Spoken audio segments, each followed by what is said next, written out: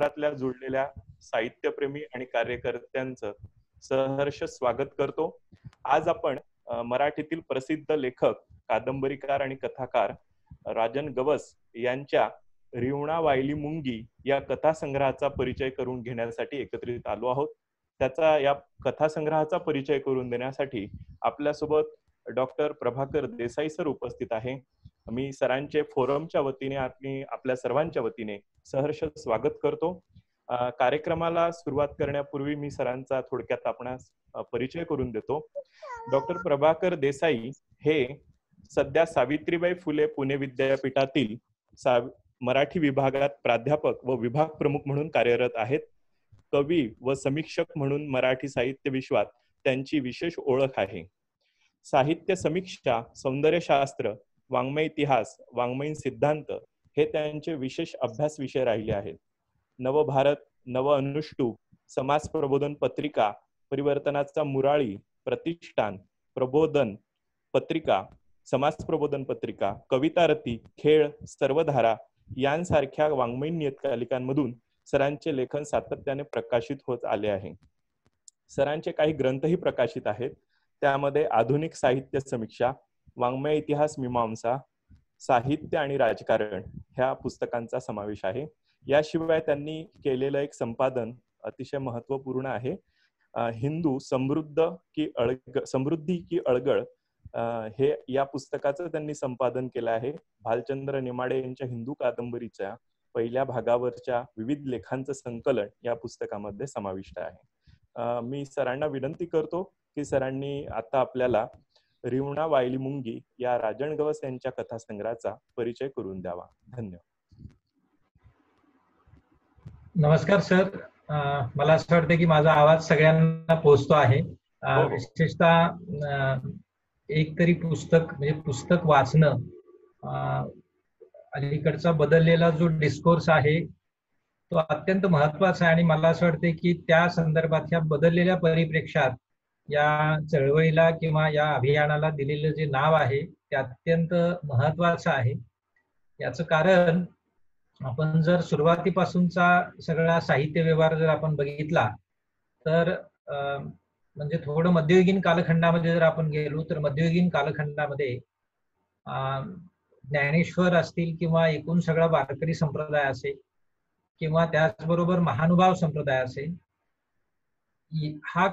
हे साहित्य आणि हा कालखंड जर आपण बघितला तर मौखिक वाङ्मयाचा किंवा मौखिक अशा प्रकारच्या काय म्हणजे ज्याला आपण व्यवहाराचा प्रभाव असलेला तो कालखंड होता। आणि त्याचं आणखी एक वैशिष्ट्य असं होतं की उदाहरणार्थ ज्ञानेश्वरांच्या अनेक रचनांमध्ये तुम्हाला हे बघायला मिळतं की ते सारखे सारखे श्रोत्यांची किंवा समोरच्या व्यक्तीची ज्याच्यासाठी हे चाललेलं आहे त्याची विचारपूस करणं किंवा त्याला सारखं म्हणजे त्याला सारखं मध्ये घेणं, त्या संहितेमध्ये त्याला काही एक स्पेस देणं, जागा देणं, असं ही मंडळी करत होती। म्हणजेच एका अर्थानं निर्मिती करणारा जेवढा महत्वाचा आहे तेवढाच ही निर्मिती ज्याच्यापर्यंत पोहोचणार आहे, ज्याच्यासाठी आहे, तो घटक अत्यंत महत्वाचा आहे। अशा प्रकारचं भान हे मध्ययुगीन कालखंडातल्या मराठीतल्या सगळ्या याच्याबाबत लेखकांना होतं असं आपल्याला बघायला मिळतं। मधल्या काळात काय झालं की मधल्या काळात हा सगळा डिस्कोर्स थोडासा बाजूला पडला आणि त्या त्या कालखंडातल्या वृत्ती प्रवृत्तीनुसार किंवा ज्यांची म्हणजे हायरार्किकल अशा पद्धतीच्या सगळ्या पोझिशन्स आणि हे सगळं लक्षात घेतलं की आपल्याला असं लक्षात यायला लागतं की लेखक हा मोठा झालेला आहे। लेखकाचं एक काय म्हणजे ज्याला आपण त्याचं स्थान अत्यंत मोठं झालेलं आहे आणि मग बाकीचे सगळे जे घटक आहेत साहित्य व्यवहाराच्या किंवा कला व्यवहाराच्या संदर्भातले ते पेरिफेरीवर गेलेले आहेत, ते त्या सगळ्या परिघांवर ढकलले गेलेले आहेत असं आपल्याला दृश्य बघायला मिळत होतं। मधल्या आणखी काही दिवसांपासून आता कधी लेखकावर तर कधी साहित्य कृतीवर ती महत्वाची आहे, साहित्य कृती महत्वाची, कधी म्हटलं गेलं कधी लेखक महत्वाचा। पण अलीकडच्या काही वर्ष जर आपण बघितली तर वाचक ही जी गोष्ट आहे किंवा वाचक हा जो घटक आहे तो अत्यंत महत्वाचा आहे आणि त्याच्याकडे दुर्लक्ष करणं किंवा त्याला टाळणं ही काही चांगली गोष्ट नाही. किंबहुना त्याच्यामुळे आपल्या साहित्य व्यवहाराला अनेक प्रकारच्या मर्यादा येत आहेत असं एक साधारणपणे अधोरेखित किंवा हे असं सिद्धांतन किंवा काय म्हणू ज्याला आपण असं परावर्तन आता अलीकडं व्हायला लागलेलं आणि ही चांगली गोष्ट आहे, ही अत्यंत महत्वाची गोष्ट आहे. आणि त्याला धरूनच हा जो उपक्रम आहे आपला म्हणजे वाचण्याशी संबंधित तो अत्यंत महत्वाचा आहे. म्हणजे एक तरी पुस्तक वाचलं पाहिजे, एक तरी पुस्तक वाचूया ही जी हे जे घटित आहे या एकूण सगळ्या कालखंडाच्या परिप्रेक्षामध्ये हे अत्यंत महत्वाचं आहे. आणि म्हणून मला असं वाटतंय की आपल्या टीमचं आपलं आणि आपल्या बरोबर काम करणाऱ्या सगळ्या मंडळींचं तर म्हणजे अत्यंत अभिमानानं आपलं सगळ्यांचं कौतुक केलं पाहिजे आणि आपल्या या अभियानामध्ये सहभागी झालं पाहिजे असं मला वाटतं. आणि म्हणून मी सुरुवातीला आपल्या सगळ्यांचे आभार मानतो. आता मला जो दिलेला विषय आहे तो आहे रेवणाबाईली मुंगी. याचे लेखक आहेत, कथाकार आहेत राजन गवस. राजन गवस आपल्या सगळ्यांना सुपरिचित आहेत. महाराष्ट्रात तर ते परिचित आहेतच, पण त्याचबरोबर भारतीय साहित्याचं जे परिप्रेक्ष्य आहे या भारतीय साहित्याच्या परिप्रेक्षात सुद्धा अत्यंत महत्वाचं आणि सगळ्यांना माहिती असलेलं आणि केवळ म्हणजे नावानं किंवा अतिरिक्त परिचयानं माहिती असलेलं असं हे व्यक्तिमत्व नाही, तर ते त्याच्या लेखन कृतीनं माहीत असलेलं असं व्यक्तिमत्व आहे असं आपल्याला बघायला मिळतं. आणि त्यामुळं त्यांच्याबद्दल फार बोलण्याची गरज नाही.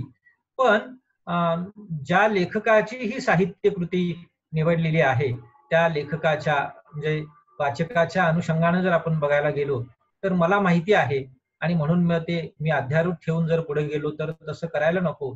जर एकदा हा अजेंडा आपण सगळ्यांनी म्हणजे उचलून धरलेला आहे किंवा तो धसास लावायचा आहे तर वाचकाची वास्तपुस्त करत हे पुढे जाणं अत्यंत महत्वाचं आहे. आणि म्हणून मला असं वाटतं की एकूण राजन गवस यांच्या साहित्य विषयक कारकिर्दीचा जर थोडक्यात आढावा जर आपण घेतला तर कादंबरी, कथा, त्याचबरोबर ललित, समीक्षा आणि संपादन अशा प्रकारचं, त्याचबरोबर संशोधन, प्राध्यापक म्हणून राहिलेले असल्यामुळं अनेक प्रकारचे प्रकल्प, संशोधन प्रकल्प त्यांनी पूर्ण केलेले आहेत आणि त्याला ग्रंथांचं किंवा इतर सगळ्या नियोजनांचं त्याला स्वरूप प्राप्त झालेलं आहे. आणि म्हणून राजन गवस मराठी साहित्याच्या या सगळ्यामध्ये येतात ते कादंबरीच्या रूपानं सुरुवातीला येतात. तर म्हणजे गवस यांची जी कारकीर्द आहे लेखनाची ती जर आपण बघितली तर ते कविता आणि इतर असं सगळंच ते एकत्र लिहितायत असं आपल्याला बघायला मिळतं. विशेषतः त्यांचा दीर्घकाळ दुर्लक्षित राहिलेला म्हणजे वाचकांपासून किंवा साहित्य व्यवहाराचं ज्याला आपण प्रत्यक्ष पटलावरचं साहित्य म्हणतो अशातनं वंचित राहिलेला साहित्य प्रकार होता तो म्हणजे कवितेचा होता. पण त्यांच्या नियतकालिकांमधून किंवा याच्यातून कविता प्रकाशित होत होत्या, त्यामुळं अगदीच ग्रंथरूपानच कविता यायला पाहिजे होती अशातला भाग नाही. पण अतिशय संवेदनशील असलेलं असं व्यक्तिमत्व हे गवस यांचं आपल्याला कवितेच्या संदर्भात बघायला मिळतं.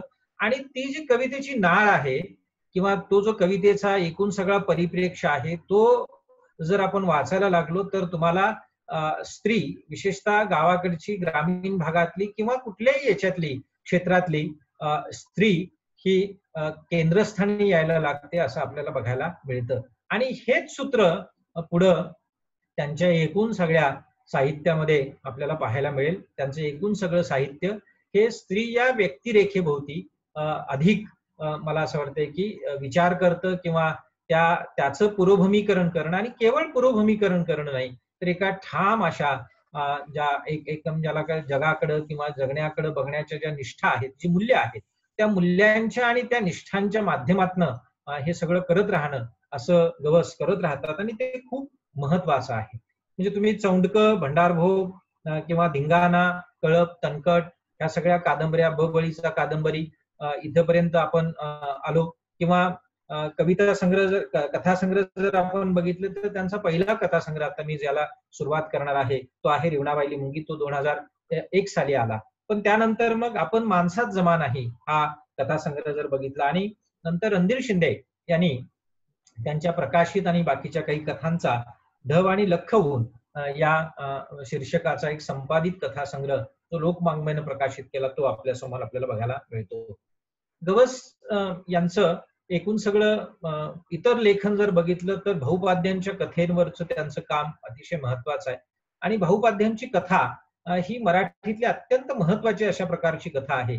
आणि अशी संशोधन दृष्टी किंवा या कथेचं अवलोकन किंवा या कथेचं विश्लेषण, या कथेला समजून घेण्याचं जे ज्याला आपण काय म्हणजे जे कोंदण असतं ते कोंदण हे गवस यांना लाभलेलं आहे आणि ते सुद्धा फार महत्वाचं आहे असं आपल्याला बघायला मिळतं. कथा कादंबरी विशेषतः भाऊपाध्यांच्या कथात्मक कादंबऱ्यांबद्दलचं त्यांचं विवेचन. बाकी गवस सरांचं जर आणखी जर बघितलं तर मधल्या काही काळामध्ये त्यांनी लिहिलेले जे स्तंभ आहेत, स्तंभ लेखनाचा त्यांचा जो महत्वाचा भाग आहे तो सगळ्यात महत्वाचा आहे. उदाहरणार्थ रोकडे पाझर असतील किंवा लोकल ते ग्लोबल सारखं जर सदर वगैरे आपण बघितलं तर अशी मला असं वाटतंय की आणि संपादन तर आहेतच आहे. अशी साहित्याच्या क्षेत्रातली अत्यंत चौफेर चतुरस्र अशा प्रकारची मुश्किरी ही गवस यांनी केलेली आहे. आणि म्हणून गवस यांच्या कादंबरीकडे असेल, कथेकडे असेल, अतिशय गांभीर्यानं बघितलं पाहिजे. अर्थात कुठल्याही साहित्य व्यवहाराकडे गांभीर्यानंच बघितलं पाहिजे. पण तरी सुद्धा गवस हे आपल्याला आपल्या साहित्याकडे गांभीर्यानं बघायला भाग पाडतात. आणि जर आपण तसं बघितलं नाही तर मग अनेकांची काय म्हणजे आपण जी काही जी अवस्था समीक्षेच्या संदर्भात आपल्याला बघायला मिळते ती साधारणपणे त्यांच्या वाट्याला येते असं म्हणायला काही हरकत नाही. आता मी माझं लक्ष केंद्रित करतो आहे ते मला दिलेल्या साहित्य कृतीकडं आणि ती साहित्य कृती आहे रिवणावायली मुंगी. आता रिवणावायली मुंगी या कथासंग्रहाचं शीर्षक त्याच्यातली पहिलीच कथा आहे ती आहे रिवणावायली मुंगी. आता रिवणावायली मुंगी असा शब्दप्रयोग साधारणतः म्हणजे गवस यांनीच मांडलेल्या आणखी एका थ्योरीचा आपण जर किंवा एका प्रकारच्या विचारसरणीचा विचार जर आपण केला तर कृषीजन साहित्याची संकल्पना हे ते अहमहमिकेनं मांडत आलेले आहेत. आणि त्या सगळ्या गोष्टी आपण कधीतरी वाचक म्हणून लक्षात घेतल्या पाहिजेत. एखाद्या लेखकाची कलाकृती वाचायची तर आपली सुद्धा एक तयारी पाहिजे. नुसतं म्हणजे काय म्हणजे आपण आणि तयारी म्हणजे केवळ वाचनाची तयारी नाही तर पुष्कळ प्रकारच्या गोष्टी असतात ती तयारी आपण करावी लागते. आणि म्हणून मला असं वाटतं की वाचक म्हणून अशा प्रकारच्या तयारीकडे सुद्धा आपण लक्ष दिलं पाहिजे. म्हणजे साहित्यकृती म्हणून रिवणावायली मुंगीचा जर आपल्याला विचार करायचा झाला तर अनेक प्रकारचे व्ह्यू आहेत, अनेक प्रकारचे दृष्टिकोन आपल्याला या कलाकृतीकडे बघायला भाग पाडतात किंवा ते आपल्या हाताला येतात असं आपल्याला बघायला मिळतं. अर्थात कोणतीही पद्धत किंवा कोणताही दृष्टिकोन साहित्याचा किंवा साहित्य कृतीबद्दलचा अभ्यास करण्याचा किंवा त्याचं विश्लेषण करण्याचा तो परिपूर्ण असतो असं नाही किंवा तो तसा विशुद्ध असतो असं सुद्धा आपल्याला म्हणता येत नाही. त्याच्यात अनेक प्रकारच्या गोष्टी मिश्र झालेल्या असतात, संमिश्रित असतात आणि तेही भान खरं म्हणजे त्या लेखकाचं किंवा त्या वाचकाचं आणि एकूणच साहित्य व्यवहारामध्ये असतं असं आपल्याला बघायला मिळतं.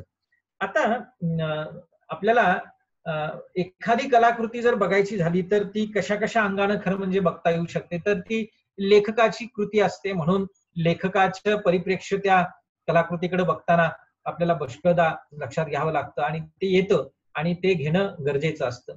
दुसरा दृष्टिकोन आहे तो म्हणजे ती एक संरचना आहे, ती एक संहिता आहे, ती एक म्हणजे काय म्हणजे आपण लेखन संहिता आहे.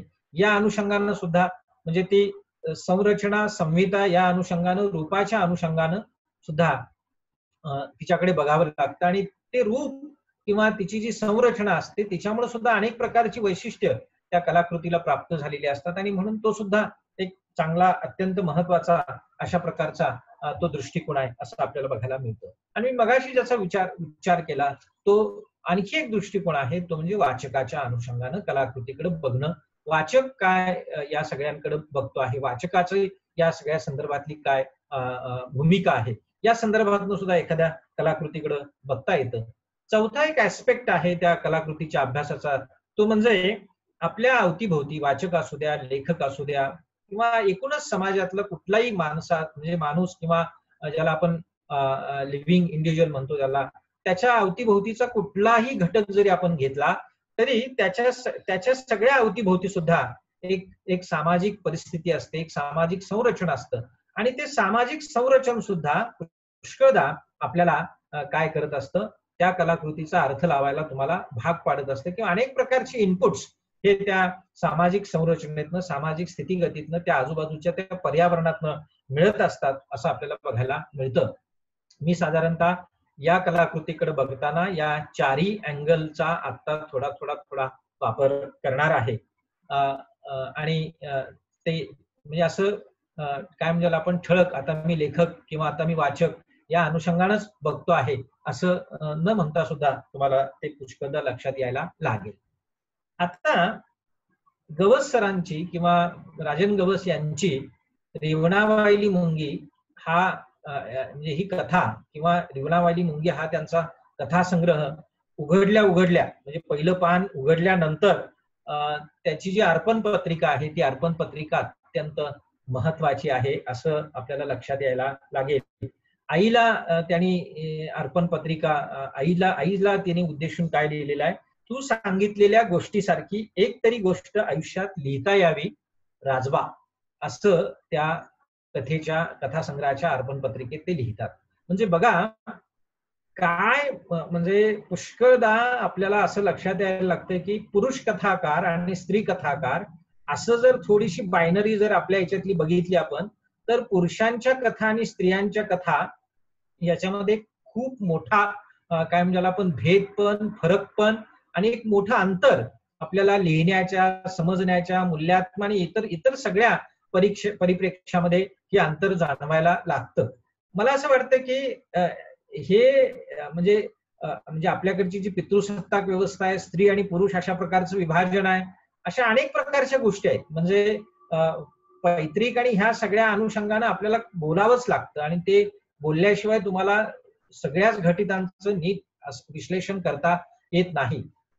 गवस काय करतायत या अर्पण पत्रिकेतनं, हे जे अंतर आहे किंवा त्यांची एक प्रकारची ही एक कायम ज्याला आपण जिगीषा आपल्याला बघायला मिळते की किंवा हा त्यांचा एक प्रयत्न आहे की आईच्या रूपानं जे एक स्त्रीचं भावविश्व किंवा स्त्री म्हणून एक सर्जनशीलतेचं कायम ज्याला आपण प्राप्त असलेलं जे एक कायम ज्याला आपण एक मोठं पटल आहे, एक मोठं प्रतल आहे, त्या प्रतलात जाणं किंवा त्या प्रतलाचं होणं ही जी अपेक्षा आहे ही गवसानी केलेली या कविता संग्रहाच्या आणि एकूणच सगळ्या पुरुषांनी लिहायच्या एकूण लेखन प्रक्रियेच्या संदर्भात सुद्धा मला अत्यंत महत्वाची वाटते. आणि म्हणून मला असं वाटतं की तुम्ही कधीतरी या अनुषंगानं जर विचार केला तर स्त्री ही आपल्या समाजात म्हणजे तिला तिचं सामाजिक असेल, कौटुंबिक असेल किंवा इतर कुठल्याही प्रकारच्या बाबतीत जर आपण बघायला लागलो तर ती दुय्यम रेखली गेलेली आहे. तिचं दुय्यमत्व आपण सतत अधोरेखित करत राहिलेलो आहोत.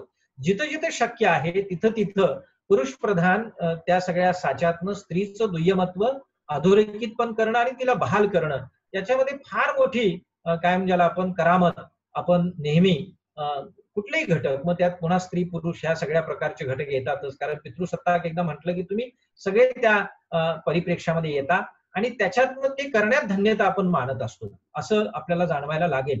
आणि म्हणून म्हणजे पुष्कळ लेखक असं उघडपणे बोलतात की मी पुरुष आहे आणि मला हा जन्म पुरुष म्हणून आलेला आहे, तर मी पुरुष म्हणून मला मिळत असलेले सगळे जे फायदे आहेत, लेखक म्हणून असण्यातले सुद्धा असतील, कलावंत म्हणून असण्यातले असतील किंवा बाकीच्या सगळ्यातले सुद्धा जे असतात फायदे, ते फायदे मी घेतले पाहिजेत आणि ते मी घेणार असं उघड सांगणारी अधिक पुरोगामी असलेली अशी लेखक मंडळी सुद्धा आपण डोळ्यांनी बघत असतो आणि अनुभवत असतो. इथं मला असं वाटतंय की किमान लेखनाच्या भूमिकेच्या परिप्रेक्ष्यात जर आपण बघायला गेलो तर गवसांकडे हे खूप भान आहे, अतिशय प्रखर अशा प्रकारचं भान आहे. हे केवळ जोडून घेणं नाहीये, हे केवळ सहानुभूतीनं जोडून घेणं नाही आहे, तर ते सगळं आपल्यात यावं, आपल्या लेखनामध्ये ते उतरावं आणि आपलं लेखन हे त्या सगळ्यांचं असावं, त्या सगळ्यांना पेलणारं असावं, तोलणारं असावं, अशा प्रकारची जी एक काय ज्याला आपण उर्मी किंवा त्या पाठीमागचं परावर्तन हे गवस यांच्या ठिकाणी आपल्याला बघायला मिळतं. आणि म्हणून मला असं वाटतं की या अर्पण पत्रिकेकडे सुद्धा आपण फार वैचारिकतेच्या आणि एकूणच सर्जनशीलतेच्या पातळीवर सुद्धा बघितलं पाहिजे असं मला वाटतं. आता या कथा संग्रहातल्या ज्या कथा आहेत त्या कथा, रिवणावाली मुंगी ही पहिली कथा आहे. दुसरी कथा आहे एक होता कावळा. तिसरी आहे उचकी. चौथी आहे तिच्या वळणाची गोष्ट. पाचवी आहे दादा कोतोलीकर. सहावी आहे बाई. सातवी कथा आहे घुसमट. आठवी कथा आहे ढव आणि लखवून. नववी कथा आहे खांडूक. 10वी कथा आहे झळ. 11वी अंधारवड. 12वी हुंदका आणि 13वी कथा आहे संप. आता या सगळ्या 13 कथा मी काही या सगळ्या एका व्याख्यानामध्ये आपल्याला त्याचा म्हणजे माझा हा उद्देश अजिबातच नाही की तुम्हाला थोडी थोडी एक एक कथेचं 2-2 मिनिटं कथानक काय आहे हे सांगावं, असा माझा अजिबात उद्देश नाही. अशा प्रकारची मला असं वाटतं की पुस्तक परिचयातनं सुद्धा किंवा विशेषतः व्याख्यानातल्या पुस्तक परिचयातनं सुद्धा अशा प्रकारची अपेक्षा नसते आणि ती नसावी. आपल्याला पुष्कळदा अशी सवयच असते, बऱ्याचदा अशी आपण सवय असते. आणि मी थोडस प्रखर असं किंवा हे माझंच कदाचित माझं सुद्धा काय असेल म्हणजे माझं सुद्धा हे परीक्षण आहे, स्वतःच परीक्षण मी सुद्धा असं कधी केलं असेल तर हे चुकीचं आहे काहीतरी.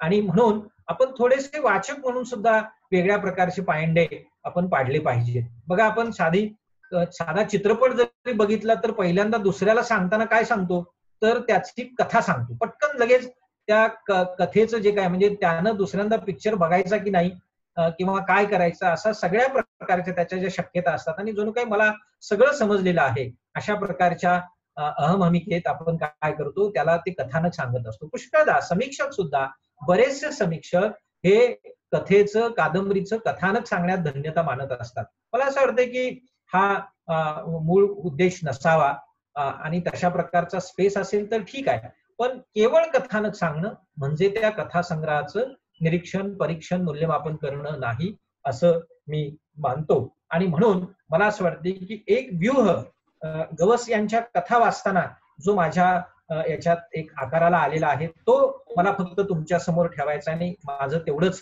काम राहणार आहे असं मी मानतो. बघा, पहिली कथा जी आहे ती आहे रिवणावायली मुंगी. कथा संग्रहाचं शीर्षक सुद्धा तेच आहे आणि पहिली कथा सुद्धा रिवणावायली मुंगी आहे. रिवाण, आता मुंग्यांचं रिवाण उठलेलं आहे अशा ह्याच्यातनं कितीतरी, आता याला जे हे आहे मुखपृष्ठ आहे, त्या मुखपृष्ठाचा जर विचार केला तर तुम्ही त्याच्यावरती स्त्री बसलेली आहे, वर्तुळ दाखवलेलं आहे आणि वर्तुळातनं मग त्या वर्तुळाला भेदणारी रेषा पण आहे आणि तिथंच ती कुठेतरी पाय बाहेर आहेत आणि अशा प्रकारचं चित्र दाखवलेलं आहे. अर्थात हा चित्रकाराचा दृष्टिकोन आहे. गावाकडे साधारणपणे आपण गेलो की रिवणावायली मुंगी ही सहज काय म्हणजे आपण आकळण्यात येणारी गोष्ट आहे.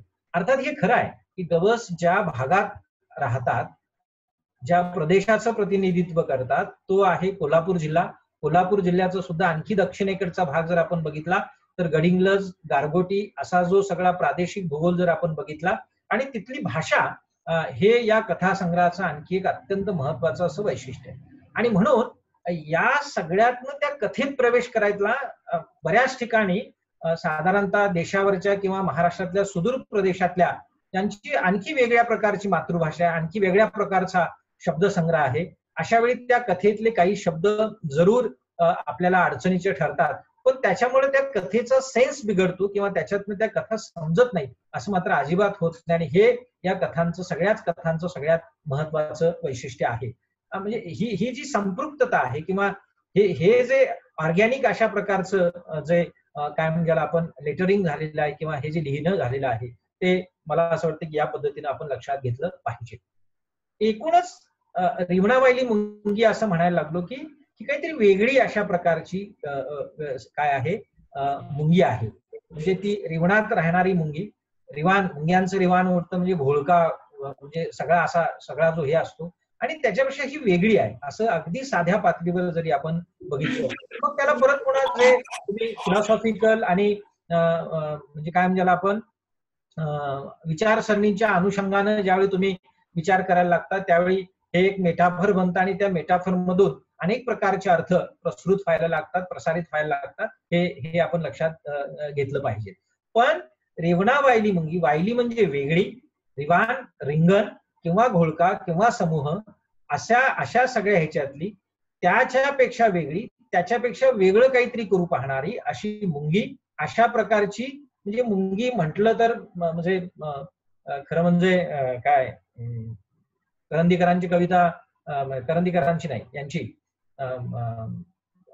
मर्ढेकरांची कविता किंवा ह्या सगळ्या जर बघितला तर मुंगीचा उल्लेख आपल्याकडे येतो. मुंगी हे मेटाफर वेगळ्या पद्धतीनं आपल्याला वापरलं पाहिजे. अर्थात हे इथं स्त्रीच्या बाबतीत स्त्री किंवा मुली किंवा स्त्री समूह, मुलींचा समूह, स्त्रीलिंगी अशा पद्धतीच्या अनुषंगानं बघावं लागतं. आता शीर्षकात किंवा या कथेच्या शीर्षकातनं कथासंग्रहाच्या शीर्षकातनं आपल्याला हे लक्षात येतं की ही जी मुलगी आहे किंवा ही जी स्त्री आहे किंवा याच्यात येणारी जी व्यक्तिरेखा आहे काहीतरी वेगळी आहे, तिचं परसेप्शन वेगळं आहे, तिचं सगळ्यांकडे बघणं वेगळं आहे असं काहीसं आपल्याला सूचित होतं आहे. आणि ती कथा वाचल्यानंतर किंवा हा एकूण कथासंग्रह वाचल्यानंतर बहुतेक सगळ्या कथांमधून ज्या स्त्री व्यक्तिरेखा आपल्या प्रत्ययाला येतात त्या सगळ्या स्त्री व्यक्तिरेखा आपल्याला अशा प्रकारचं सूचन देतात, अशा प्रकारचं प्रत्यय देतात. आणि गवस जे सांगू पाहतायत त्यांच्यातलं वेगळेपण किंवा त्यांचं असणं जे सांगू पाहतायत किंबहुना त्यांचं असणं जसं वेगळं आहे तसं गवसांचं सांगणं सुद्धा अत्यंत वेगळं आहे असं आपल्याला जाणवायला लागतं. मला गवसांची कथा वाचताना माझ्या एकूण सगळ्या परसेप्शन मध्ये जो काही म्हणजे काय म्हणजे आपण जे काही आलं किंवा जे काही मला समजायला लागलं, अर्थात हे पहिलं, दुसरं, तिसरं अशा पुष्कळ प्रकारची वाचनं असतात आणि या वाचनांमध्ये आपण एकमेक आपल्या पहिल्या वाचनाला, दुसऱ्या, तिसऱ्या वाचनाला दुरुस्त करत जात असतो. हे काही माझं अंतिम अशा प्रकारचं सत्य नाहीये. पण तरी सुद्धा ही जी परसेप्शन आपली तयार होतात एखादी कलाकृती वाचल्यानंतर ती खूप महत्वाची आहे आणि म्हणून मला असं वाटतं की ती मला नोंदवली पाहिजे आणि म्हणून मी ती नोंदवतो आहे. एकूणच आपल्या अवतीभोवतीची स्त्री आपण बघायला लागतो त्यावेळी कुटुंब किंवा समाज किंवा एकूण सगळी जी संस्कृती आहे त्या सगळ्या पातळ्यांवर ती बऱ्याचदा हतबल दिसते, बऱ्याचदा ती म्हणजे काय ज्याला आपण ती च्यूत झालेली आहे किंवा तिला भ्रष्ट केलेलं आहे आणि ती मार्जिनलाइज केलेली आहे अशा प्रकारची गोष्ट आपल्याला बघायला मिळते. आणि म्हणून गवसांच्या कथेमध्ये सुद्धा आपल्याला दोन पातळ्यांवर ही व्यक्तिरेखा, स्त्रीच्या व्यक्तिरेखा आपल्याला यायला लागतात. ती म्हणजे एक म्हणजे मायक्रो लेवलवरची, मॅक्रो लेवलवरची एक स्त्री व्यक्तिरेखा, म्हणजे एकाच व्यक्तिरेखेचं मॅक्रो लेवलवरचं एक परसेप्शन किंवा एक म्हणजे प्रक्षेपण आपल्याला गवसांच्या कथेतनं आपल्याला बघायला मिळतं. आणि त्याच वेळी तीच व्यक्तिरेखा मायक्रो लेवल मधून सुद्धा स्वतःला प्रक्षेपित करते किंवा गवस तसं प्रक्षेपण आपल्याला त्यांच्या कथेतनं दाखवतात आणि फार महत्वाचं आहे असं माझं मत आहे. याचं कारण काय बघा, जरी तुम्ही गवसांच्या कथा सोडून बायकीच्या बाहेरच्या परिप्रेक्षात जरी आला तुम्ही तर एक गोष्ट आपल्याला जाणवायला लागते ती म्हणजे काय होतं की आता समजा साधं राजकारण असं आपण म्हणूया, राजकारणामध्ये स्त्री ही अजूनही आपला पाय रोवू शकलेली नाही, तिला तो जम बसलेला नाही. आपल्या गावाकडचं उदाहरण आहे साधं घेतलं तर म्हणजे गावातली स्त्री सरपंच होते पण चालवणारा नवरा असतो किंवा धीर असतो किंवा कोणीतरी असतो, मुलगा असतो, काहीतरी असतं. म्हणजे मॅक्रो पातळीवरचं जे पॉलिटिक्स आहे किंवा जे कल्चर आहे किंवा जे तिला जे पॉलिटिक्स करायचं आहे त्याच्यामध्ये ती आता सध्या तरी हतबल आहे असं आपल्याला बघायला मिळतं. म्हणजे जरी आपण एकूण सगळ्या 19व्या शतकापासून ते आतापर्यंतचा स्त्री सुधारणांचा डिस्कोर्स बघितला, त्या सगळ्यांचं एक भलं मोठं आपण काय केलं, एक आलेखन जरी केलं तरी सुद्धा आता प्रत्यक्षात जे स्त्री जगते आहे, जे भोगते आहे ते जर लक्षात घेतलं तर आता सध्या तरी मॅक्रो लेवलला स्त्री अजूनही हतबल आहे. तिला मॅक्रो लेवलवरचं जे पॉलिटिक्स तिला करायचंय ते पॉलिटिक्स आता मी कोट अनकोट वेगळ्या पद्धतीने वापरतोय, म्हणजे मी पक्षीय राजकारण असंच म्हणत नाही, आता हे लक्षात घ्या.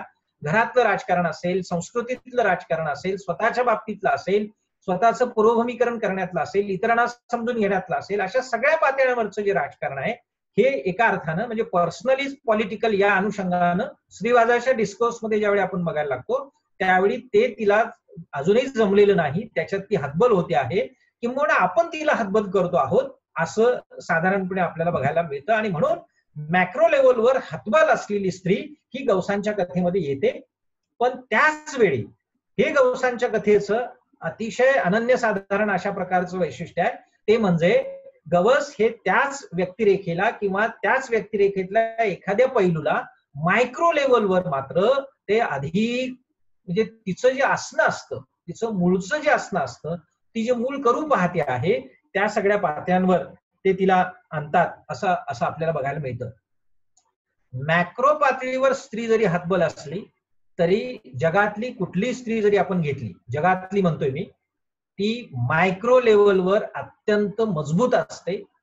तिच्याकडं तिची अशी एक काय म्हणजे ज्याला आपण हातोटी पण असते, तिच्याकडे तिचं असं एक स्ट्रक्चर असतं, तिच्याकडे तिचं असं एक संरक्षण असतं. आणि हे आपण एरवी तुम्हाला प्रत्ययाला लक्षात यायला लागेल. मी साधं उदाहरण तुम्हाला देतो. म्हणजे ज्याला आपण काय म्हणतो की साधारणतः बघा म्हणजे पुरुषांचं आणि स्त्रियांचं विभाजन जर आपण केलं तर दोन पुरुष जर एकत्र आले तर एका ठराविक म्हणजे ठराविक लिमिटेशन किंवा ठराविक अशा काय म्हणजे आदान प्रदानानंतर एक प्रकारची पोकळी जाणवायला लागते आणि तुम्ही मग परत पुन्हा इंट्रोवर्ट व्हायला लागतं आणि तुमच्यात तुम्ही म्हणजे खूप गप्पा मारत बसलेला, खूप काहीतरी एकदम असं एकमेकांमध्ये विरघळून गेलेला आहात, अशी पुरुषांच्या बाबतीतली परिस्थिती आपल्याला बघायला मिळत नाही.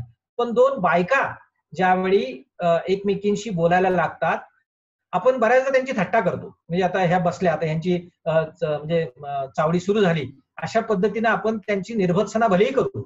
पण याच्याकडं मला असं वाटतं की ह्या स्त्रीच्या या गुणधर्माकडं खरं म्हणजे मायक्रो लेव्हलचं जे पॉलिटिक्स आहे, मायक्रो लेव्हलचं जे कल्चर पॉलिटिक्स आहे ते करण्यामध्ये ती अतिशय भक्कम आहे आणि ती पुरुषापेक्षा सुद्धा अतिशय भक्कम आहे. आणि हेच तिचं सगळ्यात मोठं पोटेन्शियल पण आहे आणि हेच तिचं सगळ्यात मोठं काय आहे म्हणजे तिचं कॅरेक्टरिस्टिक आहे असं आपल्याला लक्षात यायला लागतं. आणि हे गवसांच्या सगळ्या कथांमधून अधोरेखित होत आहे. म्हणजे प्रत्यक्ष न सांगता सुद्धा ते अशा प्रकारच्या मायक्रो लेव्हलवरच्या स्त्रीच्या कल्चरल सोशल अशा प्रकारच्या इंटरफेरन्सला किंवा इंटेलिजन्सला, ज्याला आपण काय म्हणू की म्हणजे तो जो इमोशनल इंटेलिजन्स असतो, म्हणजे मायक्रो लेव्हलवरच्या पॉलिटिक्स मधला इमोशनल किंवा सोशल इंटेलिजन्स त्याचा ती फार गंभीरपणे विचार करत असते आणि ते ती बाळगत असते असं आपल्याला बघायला मिळतं. म्हणजे आणि हे गवसांच्या कथेमध्ये आपल्याला बघायला मिळतं. म्हणजे गवसांची कथा उदाहरणार्थ बाईसारखी कथा जर आपण घेतली, त्या बाईसारख्या कथेमध्ये ते म्हणजे ती नवऱ्यानं आपली काय दुसरी बाई आपल्या सेजेवर आणली, तिच्याबरोबर तो रथ झाला आणि आपल्या समोर सगळं केलं आणि म्हणून ती त्या याच्यातनं ती बाहेर पडते आणि बाहेर पडल्यानंतर मग ती पुन्हा त्या अशा फुला नावाच्या गावातल्या त्या तिच्याच म्हणजे गावातल्याच एका स्त्रीची भेट पडते आणि नंतर तिला त्या याच्यात जावं लागतं जिथं वेश्या व्यवसाय आहे. आणि तो वेश्या व्यवसाय म्हणजे असा सगळा बाजार वगैरे असं नाही, पण आपापल्या पुरतं जे काही जो हे आहे चौघी मिळून जे काही त्या ह्याच्यातला त्या तिघी असतात ही चौथी त्याच्यामध्ये जाते आणि त्याच्यातनं ती साधारणपणे त्याच याच्यात मार्गाकडे जायला लागते असं आपल्याला बघायला मिळतं. आणि म्हणून या पातळीवर म्हणजे मला असं नेहमी जाणवलं की मॅक्रो पातळीवर ती पुरुषाकडून हळूहळू नागवली जाणं आणि ती हतबल होणं अशा पद्धतीनं तिचं हे होतं. पण त्याच वेळी ती त्याच्यातनं म्हणजे तिच्या सूड आहे की नाही आहे, ती म्हणते म्हणजे नवऱ्याला तिचा नवरा सारखा तिच्या डोळ्यासमोर आला की सातत्यानं तिला असं वाटतं की आपण सुद्धा म्हणजे रखेल काय असतं किंवा आपण सुद्धा रांड होऊन दाखवू, रखेल होऊन दाखवू, अशा प्रकारची सहज ती जी द्वेषातनं आणि ह्याच्यातनं आलेली जी भावना आहे ती या व्यक्तिरेखेमध्ये किंवा त्या कमळीमध्ये यायला लागते, त्या कमळा नावाच्या कॅरेक्टरमध्ये. पण शेवटी जसं ते पुढे जातं तिला दोघे मग तो जो हे आहे शेके आणि मला असं वाटतं की त्याच्यातलं आणखी एक पात्र आहे, मला आठवलं की तुम्हाला सांगेन. तर तो ते दोघे वापरतात. मग तिला ते एक रूम करून ठेवतात आणि या सगळ्यातनं हळूहळू ती मायक्रो पातळीवरचं स्वतःचं एक काय करायला लागते, एक एक एक स्थापन ज्याला आपण म्हणतो ते स्थापत्य तिच्याकडून सुरू व्हायला लागतं. आपोआपच ती सगळ्या त्या व्यवहाराकडं अत्यंत जाणीवपूर्वक बघायला लागते आणि मग लक्षात यायला लागते की, आणि तिला सारखा सारखा प्रश्न पडतो त्या कथेमध्ये की आता म्हणजे आपलं संपला खेळ आता, आणि आता आपलं झालं, म्हणजे आता ह्या दोघांनी सोडलं की संपलं आता. अशा पद्धतीच्या त्या सारख्या सारख्या त्या प्रश्नांच्या मालिकेत जाऊन मला असं वाटतं की ती वेगळ्या प्रकारच्या वाटा किंवा हे सगळं करायला जाते. आणि त्या कथेच्या शेवटाकडं जर आपण बघितलं, पुरुष नावाची जी काही एकूण सगळी जी जमात आहे किंवा त्या दोन व्यक्तिरेखा ज्या आहेत, त्या दोन व्यक्तिरेखा कोणत्या प्रकारचं, कशा प्रकारच्या मानसिकतेचं, कशा प्रकारच्या कुभांडाचं किंवा हतबलतेचं किंवा शंडपणाचं किंवा म्हणजे त्याला जे काही तुम्ही नाव द्याल, त्या दोघांच्या वागण्याला, त्या दोघांच्या परसेप्शनला ती सगळी म्हणजे काय ज्याला आपण कमालीचं म्हणजे एक काय ज्याला आपण म्हणजे पुरुषातला ढोंगीपणा म्हणा किंवा आणखी पुष्कळ प्रकारचं म्हणजे त्याचं जे त्याला जे साध्य करायचं आहे, त्या साध्याच्या बाबतीतलं राजकारण तो अतिशय बेमुरवतपणे करायला लागतो आणि ते उघडं पाडण्याचं काम ही सगळी शेवटी कमळा करते आणि मग ती ज्या निर्णयापर्यंत जाते आणि कथेचा शेवट होतो असं आपल्याला बघायला मिळतं. अशा एकूण सगळ्या कथा जर आपण बघितल्या, म्हणजे ती असेल किंवा रेवणावाली मुंगी असेल, गवस कुठंही म्हणजे व्यक्तिरेखांचं म्हणजे विशेषतः स्त्री व्यक्तिरेखांचं किंवा पुरुषांच्या व्यक्तिरेखांचं ते जस्टिफिकेशन करत नाही किंवा त्याला क्रिटिसाइज पण करत नाही. हे सुद्धा गवसांच्या कथेचं सगळ्यात महत्वाचं वैशिष्ट्य आहे. मला थोडंसं माहित नाही आपण हे सगळं कसं घ्याल, पण मराठीतल्या ज्याला आपण स्त्रीवादी कथाकार म्हणतो, या स्त्रीवादी कथाकारांच्या म्हणजे लेखणीतनं किंवा त्यांच्या त्या सर्जनातनं सुटलेले सुद्धा पुष्कळ आपल्याला गोष्टी बघायला मिळतात आणि अनेक प्रकारचे दोष हे खरं म्हणजे स्त्रियांनी लिहिलेल्या कथांमध्ये असायला नको, पण तिथं जे दिसत नाही ते गवसांच्या कथेमध्ये दिसतं. आणि त्याच्यातला एक सगळ्यात महत्वाचा भाग आहे, ते लेखक म्हणून किंवा त्रयस्थ व्यक्ती म्हणून त्या व्यक्तिरेखांचं फार म्हणजे जवळपास जस्टिफिकेशन किंवा क्रिटिसिझम करताना आपल्याला बघायला मिळत नाही. आणि हे खूप महत्वाचं आहे. हे या सगळ्यांसाठी अत्यंत महत्वाचं आहे असं आपल्याला बघायला मिळतं. आणि म्हणून मला असं वाटतं की गवसांची कथा यासाठी अत्यंत महत्वाची आहे. मी मगाशी ज्या रेवणावाली मुंगीचा जो आपण बघितला, तर म्हणजे त्याच्यातल्या पुष्कळ प्रकारच्या गोष्टी होत्या, पण एवढ्या सगळ्या एका व्याख्यानामध्ये हे सांगणं म्हणजे केवळ हे आहे. आणि त्यातल्या त्यात पुन्हा कथासंग्रहाची गोष्ट असेल, कादंबरीबद्दल आपण कदाचित बोलू शकू, पण कथासंग्रहांच्या बाबतीत मात्र एका कथेला किमान एवढा वेळ द्यायला हरकत नाही अशा प्रकारची गोष्ट असते. पण आपल्याला एकूण कथासंग्रहाचं किंवा मी मगाशी म्हणालो तसं कथानक सांगायचंच नाहीये. त्याच्यातनं एक कथाकार किंवा एका कथाकाराची कथा किंवा कथासंग्रह वाचताना जे जे जे जे परिप्रेक्ष्य आपल्याला बाळगावं लागतं ते बाळगलं की पुष्कळ प्रकारचं काम होतं. मी मगाशी जसं लेखक, वाचक, त्याचबरोबर आजूबाजूची सामाजिक दृष्टी आणि ती ज्या साहित्य प्रकाराची किंवा ज्या संरचनेची बनलेली आहे, त्या 4 घटकांमधनं आपण गेलो की ती कथा आणि त्या कथासंग्रहाचा सगळा आपल्याला काय करता येतो, छडा लावता येतो. आता बघा, ही जी पहिल्या याच्यातली रेवणावाली मुंगी मधली जी नायिका आहे, ती नायिका त्या नायिकेच्या अनुषंगानं ती कथा पुढे सरकते. तिची भाषा, तिचं निवेदन म्हणजे ते त्या कथांतर्गत ते निवेदन आहे, प्रथम पुरुषी आहे, एकवचनी आहे आणि त्याच्यातनं ती हे सगळं कथा सांगते. ती त्याच्या 2 कथा आहेत खरं म्हणजे अशा थोड्याफार जवळ जाणाऱ्या, विशेषतः चळवळीच्या अनुषंगाने मुलींच्या संदर्भातल्या जर आपण बघितल्या तर. आणि त्याच्यातली पहिली ही अत्यंत सॉलिड अशा प्रकारची कथा आपल्याला बघायला मिळते, रेवणावाली मुंगी. तर सुरुवातीला चळवळीत जाणं, चळवळ नावाच्या गोष्टीत हे होणं, तिचे जे निरीक्षण आहे, ती निरीक्षण चळवळीच्या बाबतीतली जर आपण बघितली तर ती विचार करायला आणि म्हणजे एक एक एक एक प्रकारचं स्वतःचं चिंतन किंवा आत्मचिंतन करण्याची चळवळीनं किंवा चळवळ सदृश अशा प्रकारच्या सगळ्या कृतींनी, लेखकांनी किंवा सगळ्याच प्रकारच्या घटकांनी याबाबतचं अतिशय परखड अशा प्रकारचं चिंतन केलं पाहिजे, असा कटाक्ष या निवेदनात आणि त्या स्त्री व्यक्तिरेखेच्या याच्यातनं आपल्याला बघायला मिळतो. म्हणजे चळवळ काय असते, चळवळीतला जर मोठा नेता वगैरे असेल की ज्याच्याकडे बंगला आहे किंवा बाकीच्या सगळ्या प्रकारच्या गोष्टी आहेत, तर मग त्याच्या बाबतीत ठीक आहे. पण आपण सर्वसामान्य कार्यकर्ते, आपल्या कार्यकर्त्यांची ही गोष्ट काय, अशा अशा याच्यातनं ती सुरुवात करत करत करत जाते.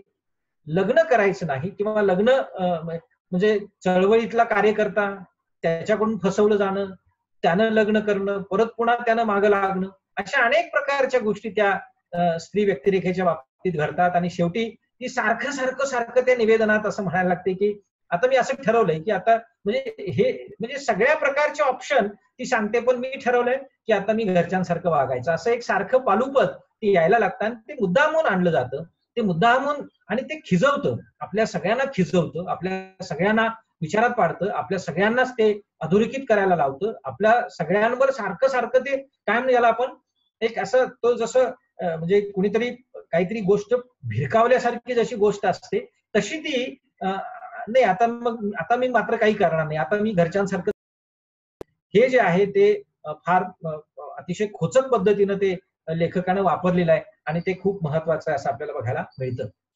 अर्थात शेवटी कथेच्या शेवटी म्हणजे आपल्याकडे पुष्कळदा पुरुषांनी लिहिलेल्या कथा म्हटल्या की जरा पुरुषी व्यक्तिरेखेचा आणि यांचा जो काही एक बोलबाला होतो आणि त्याच्यातनं जात असेल तर जातीचं, ते कल्चर असेल तर कल्चरचं, पोट जात असेल तर पोट जातीचं, बऱ्यापैकी ग्लोरिफिकेशन करत करत करत आपण पुढे जातो.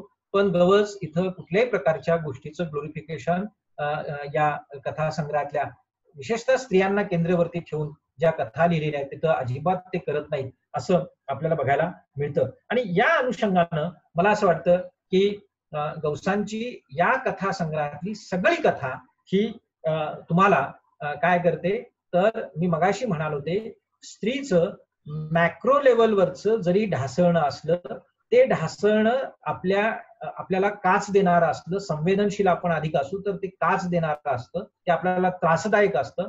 पण तेवढ्यावरच न थांबता मायक्रो पातळीवर तिला नेणं, मायक्रो पातळीवरच तिचं जे चलनबलन आहे, तिचं जे प्रचलन आहे, ते सगळं अधोरेखित करणं, त्याला स्केच मध्ये आणणं आणि मग जो एक इमोशनल अशा प्रकारचा इंटेलिजन्स तो तयार करणं हळूहळू. उदाहरणार्थ तुम्हाला ती कावळ्यावरची जी कथा आहे, एक होता कावळा ही दुसरी जी कथा आहे, त्याच्यामध्ये जर त्या कथेचा शेवट जर बघितला तर ती आई त्या आपल्या मुलाच्या बाबतीत म्हणजे ज्याच्या मागं कावळे लागलेले आहेत, कावळ्याने त्याला पछाडलेलं आहे आणि पुष्कळ प्रकारच्या गोष्टी करून सुद्धा कावळे सोडत नाहीयेत.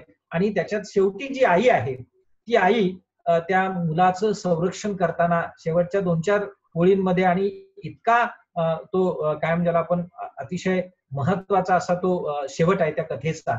आणि त्या सगळ्यांपासून वाचवणं, हे करणं ते करणं आणि ते म्हणजे जशी कावळ्यांना जशी भाषा वापरली जाते, कावळ्यांच्या बाबतीत जसं आपण बोलतो तसंच ती घरातल्या माणसांच्या बाबतीत सुद्धा तशाच प्रकारचा शब्द प्रयोग करायला लागते. तुम्ही झडप घालू नका त्याच्यावर, तुम्ही त्याचा हे करू नका, असं करून ती करते. आणि मग तो त्या आईच्या कवचातनं तो बरा होतो आणि मग तो ह्याच्याकडे परत तो ठरलेल्या आपल्या शाळेच्या ठिकाणी येतो आणि मग म्हणजे कावळ्यांचा सासूल सुद्धा नव्हता किंवा कावळे कुठेच दिसत नाहीत अशा पद्धतीची जी ही आहे, हे जे कावळ्याचं मेटाफर आहे त्या कथेत आलेलं, ते आपण फार बारकाईनं तिथेही समजून घेतलं पाहिजे. मला तिथं सुद्धा ती जी आई म्हणणारी जी व्यक्तिरेखा आहे, आईचं जे कॅरेक्टर आहे ते अशाच प्रकारे म्हणजे हा जो तिचा इमोशनल इंटेलिजन्स तो जो क्रिएट करते आहे तो फार महत्वाचा आहे. आणि त्या दृष्टीनं मला असं वाटतंय की त्या कथेकडे बघितलं पाहिजे. त्याच्यातली आणखी जर बघितली, उचकी नावाची कथा आहे. उचकी नावाची अगदी छोटी कथा आहे आणि त्या छोट्या कथेमध्ये सुद्धा ती बहीण आहे. म्हणजे आपल्या सगळ्यांचे पुष्कळ जणांचे म्हणजे आपण ज्या पिढीत आहोत आता आणि गावाकडची पार्श्वभूमी जर आपल्याला असेल तर आपल्या सगळ्यांची बालपण जवळपास अशाच प्रकारची गेलेली आहे. आणि ही जी सामाजिक परिस्थिती आहे या कथांमध्ये येणारी, ती जवळपास आपल्या सगळ्यांच्याच वाट्याला कधी ना कधी आलेली आहे. आणि आपण केवळ त्याच्यामुळे रिलेट होतो असा भाग नाही, पण ते ज्या पद्धतीनं दाखवलेलं आहे गवसाने उचकी नावाच्या कथेमध्ये, ते आपल्याला बघितलं पाहिजेत. म्हणजे तिची आई, ती 2 मुलं आणि त्या 2 मुलांचा त्याचे वडील, ते चिलीम फुकणारे सारखे वडील, म्हणजे त्रस्त आहेत, परत व्यसनग्रस्त आहेत. अशा सगळ्या तो एक आराखडा एका कथेचा म्हणून जो आहे तो म्हणजे त्यांच्या घरात एकूण 4 कॅरेक्टर आणि त्या 4 कॅरेक्टर बरोबर त्याचं आजोळ जोडलं जाणं आणि आजोळातला मामा, त्या मामाबद्दलचं एक भावचिंतन, अशा सगळ्या बारीक सारीक गोष्टी त्याच्यातनं येतात. त्याचवेळी मुलाबद्दलचा अत्यंत आत्मविश्वास किंवा त्याला काहीतरी लागेल मामाकडे असलेला किंवा इकडे असलेला, म्हणजे दारिद्र्यात सुद्धा काही एक विश्वास, आशावाद, अशा प्रकारची गोष्ट हळूहळू टिकवली जाते. आणि हा जो मोठा मुलगा आहे तो मात्र एका वेगळ्या याच्यातनं या सगळ्या दारिद्र्याकडे आणि आपल्या सगळ्या गोष्टींकडे बघतो आहे, असं आपल्याला बघायला मिळतं. आणि मग तो ते म्हणजे चेटकिनी किंवा ज्योतिष किंवा फलज्योतिष अशा सगळ्या प्रकारच्या गोष्टी तो करायला लागतो. आणि त्याच्यातनं मग त्या लहान भावाबरोबर मग ते मडकं शोधणं, हे करणं, ते करणं, मग त्या मडक्याला त्या विशिष्ट ह्याला बांधणं, ते झाडाला बांधणं, आणि मग ते बांधलं तर त्या धान्यातनं त्याच्यातलं धान्य जर आपल्या कणगीत टाकलं किंवा त्या टोपलीत टाकलं किंवा धान्याचं आगार जिथं असतं त्याच्यात टाकलं तर धान्य कधी संपत नाही. अशा प्रकारचा त्याचा त्या पुस्तकावरनं झालेला समज, आणि तो समज शेवटी त्याच्या आईनं तो सोडवलेला आहे, फोडलेला आहे. म्हणजे तो सगळं त्या दारिद्र्याच्या याच्यातला एक डिस्कोर्स तो पोरगा करतो आहे. आणि त्याच वेळी वेळोवेळी प्रफुल्लित झालेली त्याची आई मात्र शेवटी त्या कथेच्या आपल्याला असं लक्षात यायला लागतं, तिच्या वाट्याला आलेलं जे वास्तव्य आहे, म्हणजे आपल्या लेखानं केलेले जे प्रयत्न ते फसलेले आहेत. जरी त्यानं त्या कणगीत त्या धान्याच्या याच्या कोठारामध्ये ते जे मंत्रून आणलेले, त्यानंच मंत्रलेले, वेगवेगळ्या पद्धतीने हे केलेले ते धान्य त्याच्यात टाकलं तरी कणगी काही भरलेली नाही. आणि ती म्हणते, बाबा जोंधळ संपलं. असं संपल्यानंतर मग त्या याच्यात जो निवेदक आहे, त्या निवेदक, तो लहान मुलगा आहे निवेदक, तो त्या कथेतला. आणि तो मग जे सांगतो की म्हणजे अंधाराला उचकी आली आणि हे सगळं वगैरे, आणि म्हणजे हातबल आणि ह्या सगळ्या होण्याशिवाय त्याच्या भावाच्या ह्याच्यात काही नाहीये. पण आई मात्र ते फार पॉझिटिव्हली, मला असं वाटतं की ते जोंधळ संपलं बाबा, म्हणजे आपल्या मुलाला एका वेगळ्या पातळीवर तो इंटेलिजन्स पोहोचवते आहे, असं मला नेहमी त्या कथेकडे बघितल्यानंतर किंवा त्याची 1-2 वाचनं केल्यानंतर ते जाणवायला लागतं, असं आपल्याला बघायला मिळेल. त्याचबरोबर ढव आणि लख ऊन मध्ये भेटणारी आई सुद्धा अशीच आहे. ती आई सुद्धा म्हणजे नवऱ्यासाठी आणि लेकासाठी दोन्हीकडे तिचा जीव हे होतो आहे, दडपण येत आहे. आणि ह्या दडपणातनं आणि याच्यातनं त्या आईचं एक कॅरेक्टर, आईची व्यक्तिरेखा त्या ढव आणि लख ऊन मध्ये उभी राहते. आणि त्या दोघांच्या याच्यामध्ये चिरफाळलेली जणू काही ती व्यक्तिरेखा, पण एका वेगळ्या पातळीवरचं, मी मगापासून सारखं जे म्हणतोय ना, की म्हणजे मौखिक पातळीवरचा, लोकल पातळीवरचा जी विद्वत्ता असते किंवा जो इंटेलिजन्स असतो किंवा जे ज्ञान असतं, जे विजडम असतं ना, ते उभं करणं, हे ज्या पातळीवर सर्वसामान्य माणसं करत असतात आणि त्याच्याकडे आपण कमालीचं दुर्लक्ष करत असतो. आपण त्याला लक्षात घेत नाही, त्यांच्या भाषेला लक्षात घेत नाही, त्यांच्या प्रारूपाला लक्षात घेत नाही, त्यांच्या एकूण सगळ्या जीवन व्यवहाराला लक्षात घेत नाही. आपण त्याला पदार्थ क्षुल्लक म्हणून आपण त्याला सोडून देतो. गवस हे करत नाही. गवस हे याचाच काय करतात, या सगळ्यालाच आपल्या कथेमध्ये बांधतात. आणि हे फार महत्वाचं आहे. कुठल्याही प्रकारचा स्वतःचा कमीत कमी हस्तक्षेप करून तो इंटेलिजन्स बांधणं, स्त्रीचा इंटेलिजन्स बांधणं किंवा स्त्री म्हणून असण्याचा सोशल असेल किंवा इमोशनल इंटेलिजन्स असतो तो बांधणं आणि तो कथेच्या प्रांगणामध्ये आणणं, हे गवसांचं मला असं वाटतं की या कथासंग्रहाच्या माध्यमातून त्यांनी जे योगदान मराठी कथेला केलेलं आहे ते सगळ्यात महत्वाचं आहे. अर्थात बाकीच्या इतर पुष्कळ सगळ्या, हुंदका असेल, अंधारवड असेल, म्हणजे तिच्या वर्णाची सुद्धा अशाच प्रकारची गोष्ट आहे, ती सुद्धा राजकारणाच्या एकूण सगळ्या ह्याच्यातली आपल्याला बघायला मिळते. पण या कथासंग्रहांमध्ये ज्या काय म्हणतात आपण अतिशय महत्वाच्या अशा वाटलेल्या, की ज्याच्यातनं मराठी कथेचं, भारतीय मराठी कथेचं परसेप्शन ज्यांनी तयार केलं आणि अत्यंत महत्वाची कथा म्हणून ज्या नोंदवल्या जातील, त्याच्यात रिवणावायली मुंगी एक होता, कावळा, त्याचबरोबर ढव आणि लख ऊन आणि बाई, ह्या 4 कथा मला अतिशय महत्वाच्या वाटतात. आणि या 4 कथांमधनं गवसाने जो परिप्रेक्ष्य या कथासंग्रहातनं तयार केलेला आहे. म्हणजे बघा, मला नेहमी असं वाटतं की एक इंग्रजीमध्ये विधान आहे किंवा एक वाक्य आहे, soul select its own society, अशा पद्धतीचं एक विधान आहे. आणि हे विधान मला असं वाटतं की गवसांच्या व्यक्तिरेखांच्या बाबतीत खूप महत्वाचं आहे, विशेषतः स्त्रियांच्या बाबतीत. आणि हे केवळ गवसांच्या कथेमध्ये आलेलं आहे म्हणून नाही, तर हे जगभरातल्या सगळ्याच स्त्रियांच्या बाबतीत खरं आहे. म्हणजे soul select its own society असं जे आपण सातत्यानं म्हणतो, तो स्त्रियांच्या बाबतीत खूप महत्वाचा आहे. त्यामुळं स्त्री ही लगेच कुणाशीही सहज संवाद साधते, साचत नाही, थपकत नाही, एकाच जागी अवगुंठन तिचं राहत नाही, ती थांबत नाही.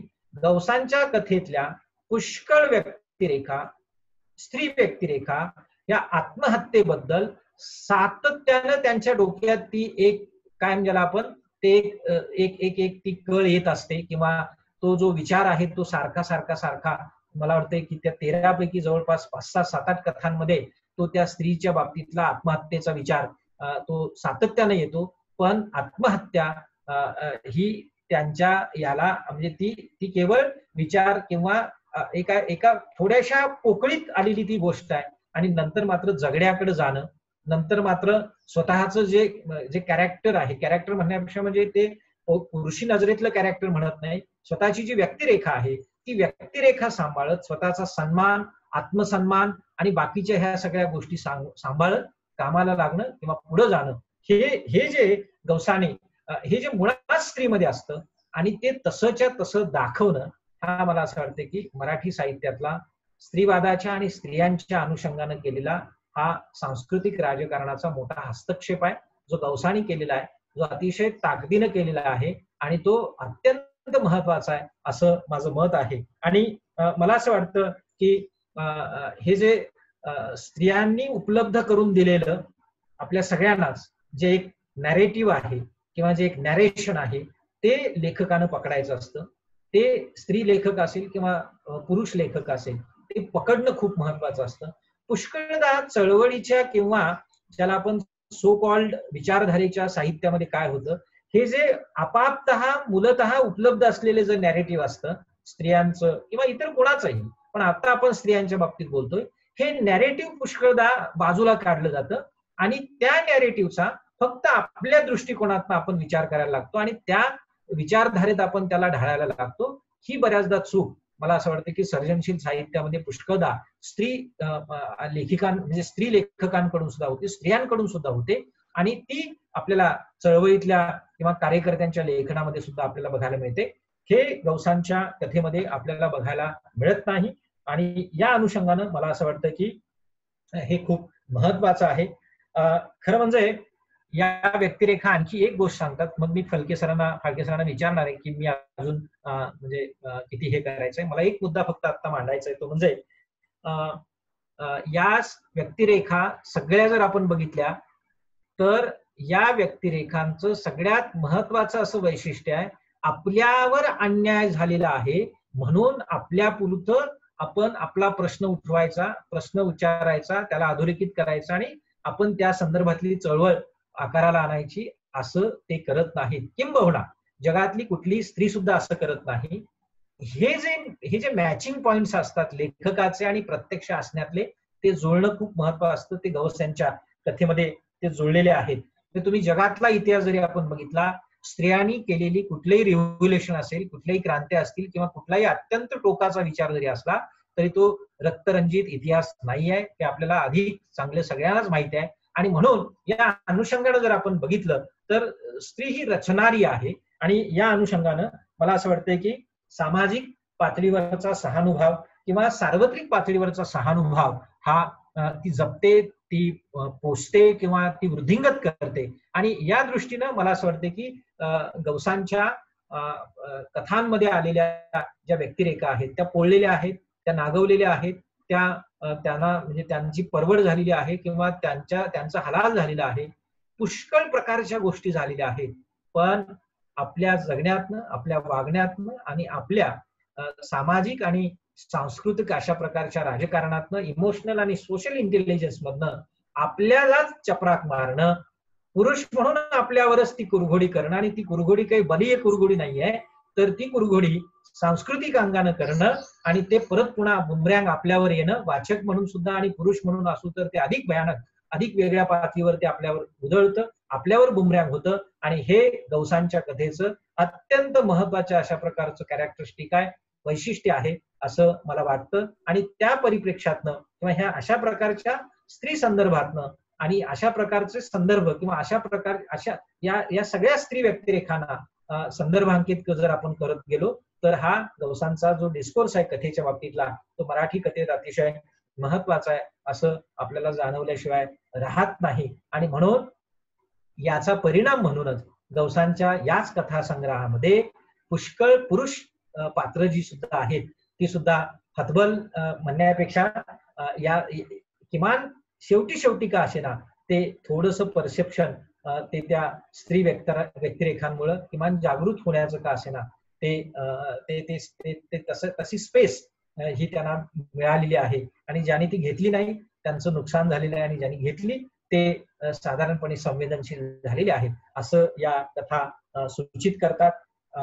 आणि म्हणून पुष्कळ काहींना नावं नाहीयेत, काही व्यक्तिरेखांना प्रथम पुरुषी एकवचनी अशा प्रकारच्या निवेदनात बोलतात, पण कमळी, फुला, धुलवा, ताणावा किंवा खरं म्हणजे त्याच्यातली आणखी एक अतिशय म्हणजे एक 2च मिनिटात मी याच्याकडे येतो.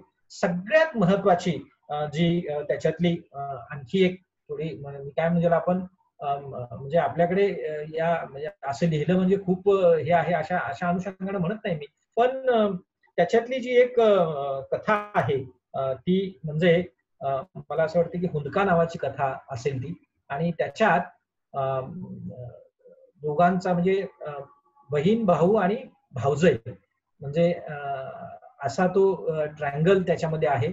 आणि तिचं लहानपणी म्हणजे तिचं लग्न झाल्यावर नवरा मेलेला आहे, ती त्या धक्क्यातनं सावरत नाहीये, आणि त्या धक्क्यातनं सावरत नाही त्यामुळे मग ती त्या एकूण सगळं तिचं स्खलन, मानसिक पातळीवरचं स्खलन आपल्याला बघायला मिळतं.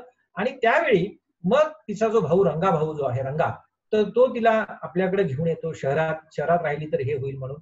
आणि मग तिचं त्या म्हणजे घराचा उंबरा ओलांडत नाही ती, एवढं स्वतःला बंदिस्त करून घेते. पण बाकी सगळं झालं तरी शरीर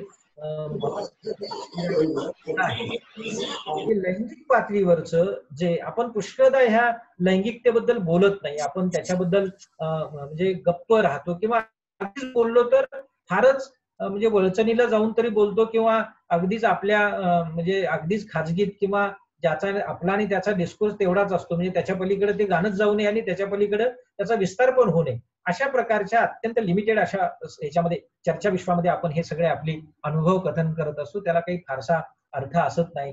पण मला असं वाटतं की लेखकांनी अशा प्रकारचे डिबेट, अशा प्रकारची काय म्हणजे आपण हे जे डिस्कोर्स आहेत ते कथांमध्ये आणले पाहिजेत, आणि ते गवसानी या याच्यावर आणलेले आहेत. आणि ते म्हणजे भावाचा आणि भावजयीचा जो प्रणय आहे किंवा त्यांचं एकत्र येणं म्हणजे ती काही अश्लील नाहीये, पण अश्लीलतेच्या म्हणजे अश्लील किंवा त्याच्याही पेक्षा जी शरीराची जी भावना आहे, शारीर पातळीवरचं किंवा म्हणजे संभोगाच्या पातळीवरचं जे तिच्या शरीराच्या पातळीवर जे काही तिला जाणवत आहे ते, आणि ते तिच्यासाठी सातत्यानं म्हणजे तिला हे माहित असतं की मी हे करतोय, हे चूक करते किंवा असं सारखं ती स्वतःला समजावत असते. आणि तरी सुद्धा तिचं मन जे आहे शारीर पातळीवरचं, तिचं शरीर जे आहे ते सगळं त्याच गोष्टींकडे धाव घेतं असं सुद्धा आपल्याला बघायला मिळतं. अतिशय संयत, अतिशय काय म्हणजे आपण काय म्हणजे आपण अत्यंत म्हणजे सूचक एवढ्याच म्हणजे काय आखीव रेखीव अशा पद्धतीनं कथेमध्ये ज्या बहिणीचा म्हणजे सांभाळ केलेला आहे किंवा तिला आपल्याकडे आणलेला आहे, तिच्याच ठिकाणी दोघांचा प्रणय बघून ज्या लैंगिक भावना, शरीराची वासना किंवा शरीर वासना म्हणण्यापेक्षा शरीराच्या ज्या उपजत अशा प्रकारच्या ज्या मूलभूत अशा प्रकारच्या ज्या वृत्ती आहेत त्या जाग्या होणं, आणि त्या जाग्या होताना स्वतःला दोष देणं, आणि तरी सुद्धा त्या साच्यात स्वतःला सारखं टाकणं, आणि मग भावजाईकडून मग अपमानित होणं आणि मग घरातनं बाहेर पडणं, घरातनं बाहेर हाकललं जाणं, अशा सगळ्या प्रकारच्या गोष्टी आपल्याला बघायला मिळतात. म्हणजे असा सगळा एक भाग आहे. मग परत पुन्हा बघा, म्हणजे मी जे सारखं सारखं सांगतो, शेवटच्याच ओळीमध्ये ते काय होतं की ती निर्णय घेते लगेचच, की आता कुठं काय करायचं, म्हणजे गावाकडे जायचं का इकडे जायचं, आणि असं होतं. आणि मग शेवटी एका क्षणात ती विचार करते आणि स्टँड सोडते. म्हणजे ज्या ठिकाणी जायला ती निघालेली आहे तिकडे जात नाही, स्टँड मधनं ती बाहेर पडते आणि आपली वाट आपली चालायला लागते. हे गवसांच्या कथेमध्ये वारंवार घडतं, सातत्यानं घडतं. ढब आणि लखउन मधली आई सुद्धा अशीच इकडं तिकडं किंवा दडपण येणारी, ती आपल्या मूल्यांनी जगणारी ही माणसं आहेत आणि त्या मूल्यांचा सोस बाळगणारी माणसं आहेत, आणि ती मूल्य जपत किंवा त्यांना कुठल्याही प्रकारचा अधिक हस्तक्षेप न करता, धक्का न लावता गवस रिवणावायली मुंगी या कथेचं प्रक्षेपण करतात असं मला वाटतं. धन्यवाद सर. मला वाटतं तुम्हाला मांडणीसाठी थोडा वेळ पाहिजे असल्यास मला वाटतं तुम्ही घ्यावा, कारण की विवेचन अतिशय चांगलं होत आहे आणि सर्वांची पण हीच इच्छा राहील. काही मांडणी बाकी असेल तर तुम्ही घ्यावा वेळ त्यासाठी. हा, म्हणजे आता कथेच्या डिटेलिंग मध्ये मग मला जाता येईल थोडंसं. मी किती वेळ घ्यावा असं अपेक्षित आहे तेवढं सांगा, म्हणजे मी तेवढ्यात थोडंसं समअप करेन. एक 15 ते 20 मिनिटं चालतील सर. ठीक आहे, ठीक आहे. मग आता माझे जे मी कथेच्या बाबतीतली जी थोडीशी, म्हणजे जे मी तुम्हाला सांगितलं त्याच्यातला एक, आता म्हणजे आपलं लाईव्ह सुरू आहे म्हणून एक 2-2 ओळी जर वाचता आल्या मला, तर त्या कथेच्या अनुषंगाने महत्वाच्या ठरतील आणि आपण जे म्हणतोय त्याला आणखी थोडंसं सगळ्यात महत्वाचं बघा, म्हणजे पहिल्या कथेमध्ये जी नायिका आहे, व्यक्तिरेखा आहे, जी निवेदन स्वतः करते आहे, तर तिचं जर बघितलं तर ती काय म्हणते बघा, परिवर्तन बिरिवर्तन वगैरे, म्हणजे परिवर्तनाच्या चळवळीत काम केलेली ही मुलगी आहे आणि तिचं त्या परिवर्तनाच्या चळवळीबद्दलचं काय मत होतं, मग तुम्हाला अन्य कोणतीच गोष्ट सहजासहजी जमणार नाही, असं दुसऱ्या परिच्छेदात ते होतं. म्हणजे एकदा तुम्ही जर परिवर्तन म्हणजे चळवळीत गेला असाल तर, आणि चळवळीचं सगळं तुमच्यावर गारूड असेल तर त्यातनं बाहेर येणं फार अवघड असतं आणि ते बाहेर पडणं जिकिरीचं असतं. आणि म्हणून ती म्हणते मग तुम्हाला अन्य कोणतीच गोष्ट सहजासहजी जमणार नाही, भयंकर म्हणजे जमलीच तर मग तुम्ही परिवर्तन बिरिवर्तन असल्या चळवळीचे नेते वगैरे असलं पाहिजे. त्यांना ते सगळं सहज जमतं, कारण त्यांचा बंगला असतो, गाडी असते, मुलं फॉरेनला अथवा भारतात जोरदार पगारावर असतात.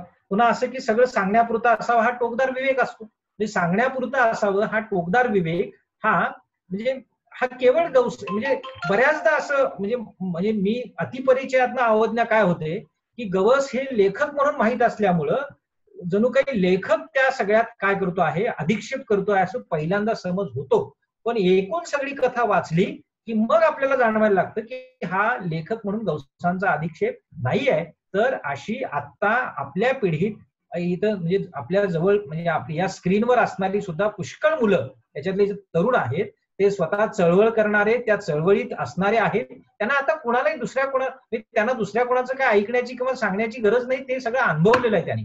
म्हणजे इथं कोणत्या प्रकारचं पॉलिटिक्स असतं, म्हणजे ते जातीच्या पातळीवरचं असतं, पातळीच्या पुष्कळ पातळीवरचं असतं.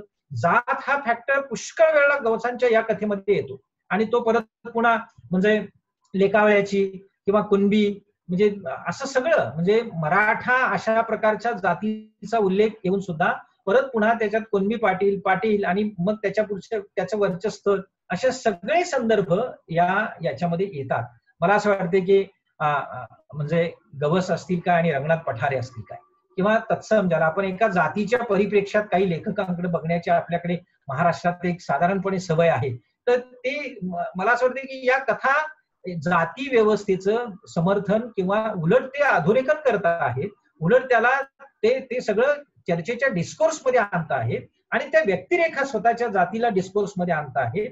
हे खूप महत्वाचं आहे आणि या अनुषंगाने सुद्धा मला असं वाटतं की या कथेकडे बघितलं पाहिजेत. आणि म्हणून बघा की ती काय म्हणते बघा, सामान्य कार्यकर्त्याजवळ हेच नसतं, त्याला पोट पाणी जगणं बिगणं याच्यापेक्षा डोक्यात घुसलेली भिरभिर मोलाची वाटून भिंगरीसारखा स्वतःभोवती फिरत असतो आणि भोवळ येऊन पडला की पुन्हा जाग्यावर, असं साधारणपणे या कथेची सुरुवातीला ती करते.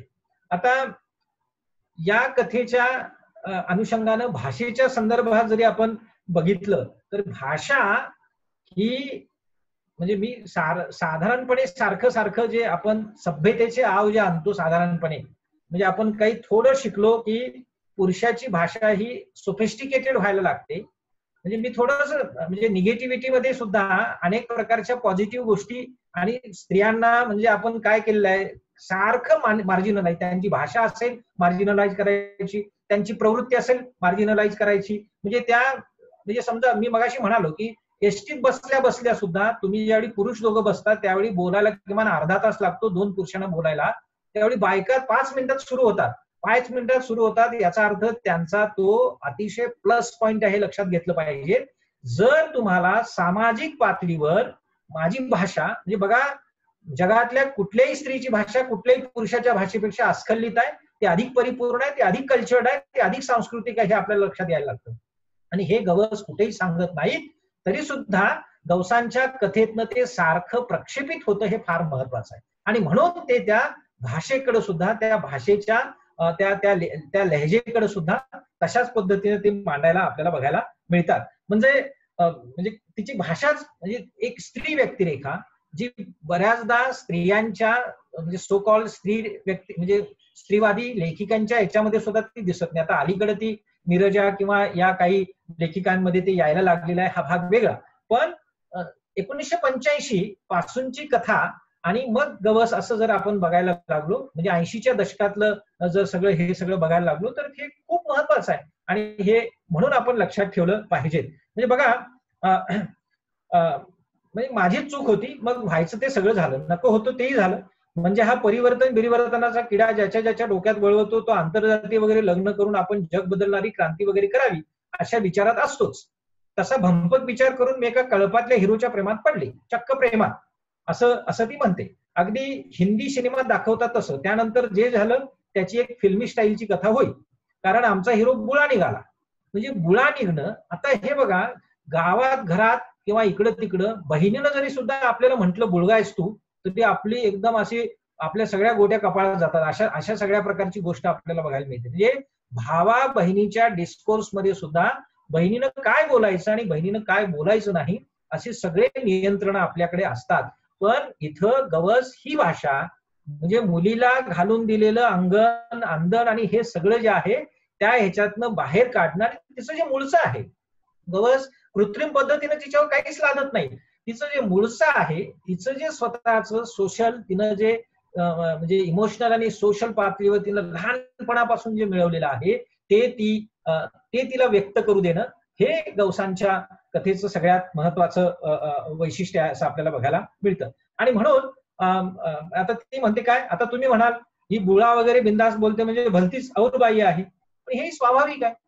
कारण पुरुष म्हणून ज्यावेळी तो स्वतः म्हणजे तो बघा तिच्यापासून बाजूला पडतो, मग परत पुन्हा तो काय करतो, मधल्या काळात तिचं लग्न होतं आणि परत पुन्हा तो त्या मुलीच्या मागे लागतो की असं कर तसं कर, म्हणजे एकूण सगळं आपल्या जाळ्यात ओढण्यासाठी. हे सगळं मला असं वाटतं की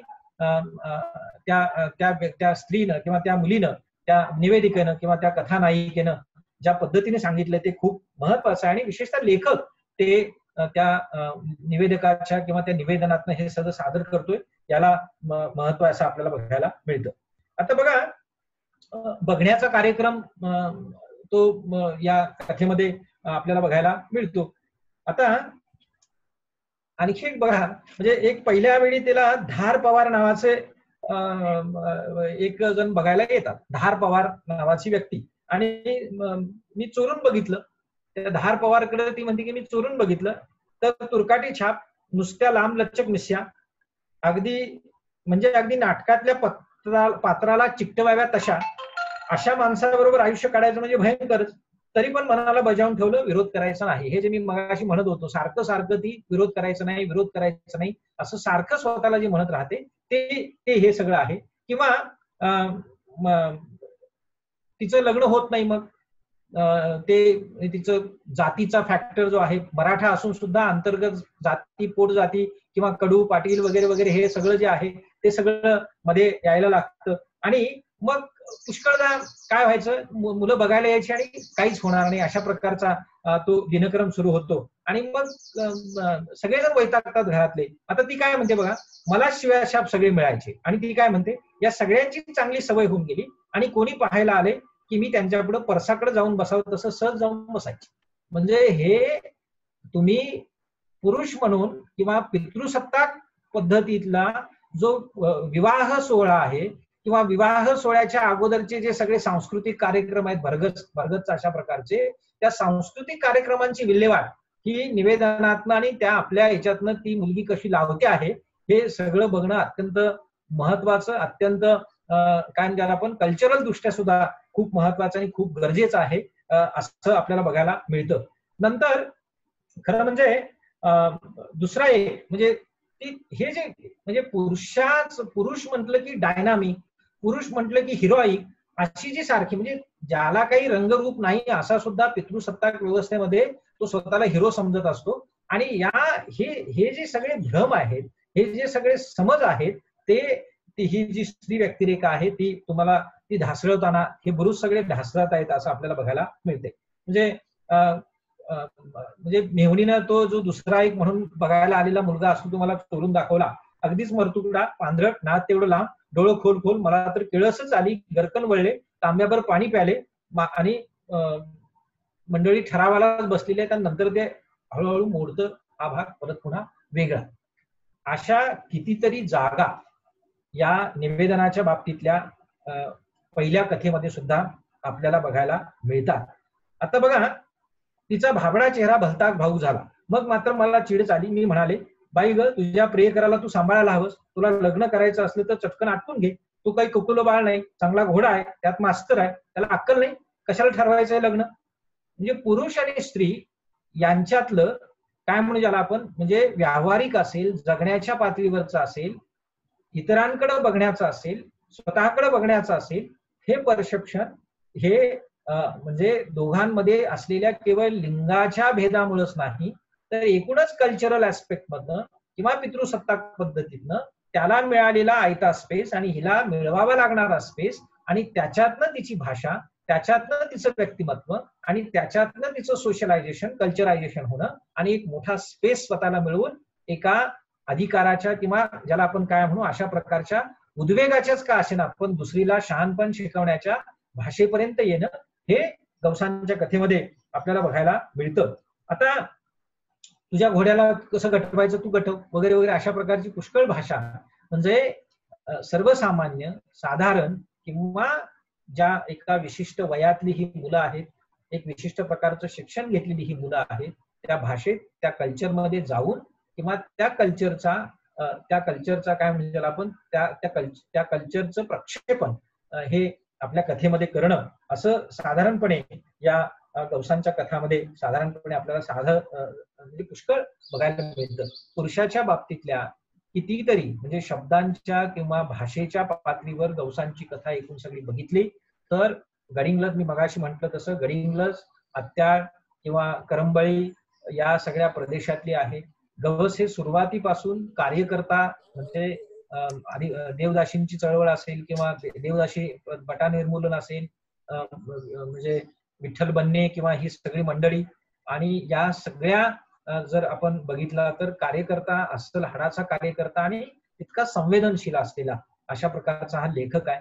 आणि म्हणून विशेषतः स्त्रियांच्या बाबतीत त्यांचं जे संवेदन आहे, त्यांची जी म्हणजे अतिसंवेदनशीलता आणि ती समजून घेण्याची पण आणि त्यांचं प्रक्षेपण करण्याची पण ती या सगळ्या कथांभर या सगळ्या कथेमध्ये आपल्याला बघायला मिळते. एक भाग मला या सगळ्या संदर्भात आपल्याला सांगितला पाहिजे तो म्हणजे विशेषतः स्ट्रक्चरल रिव्होल्युशन.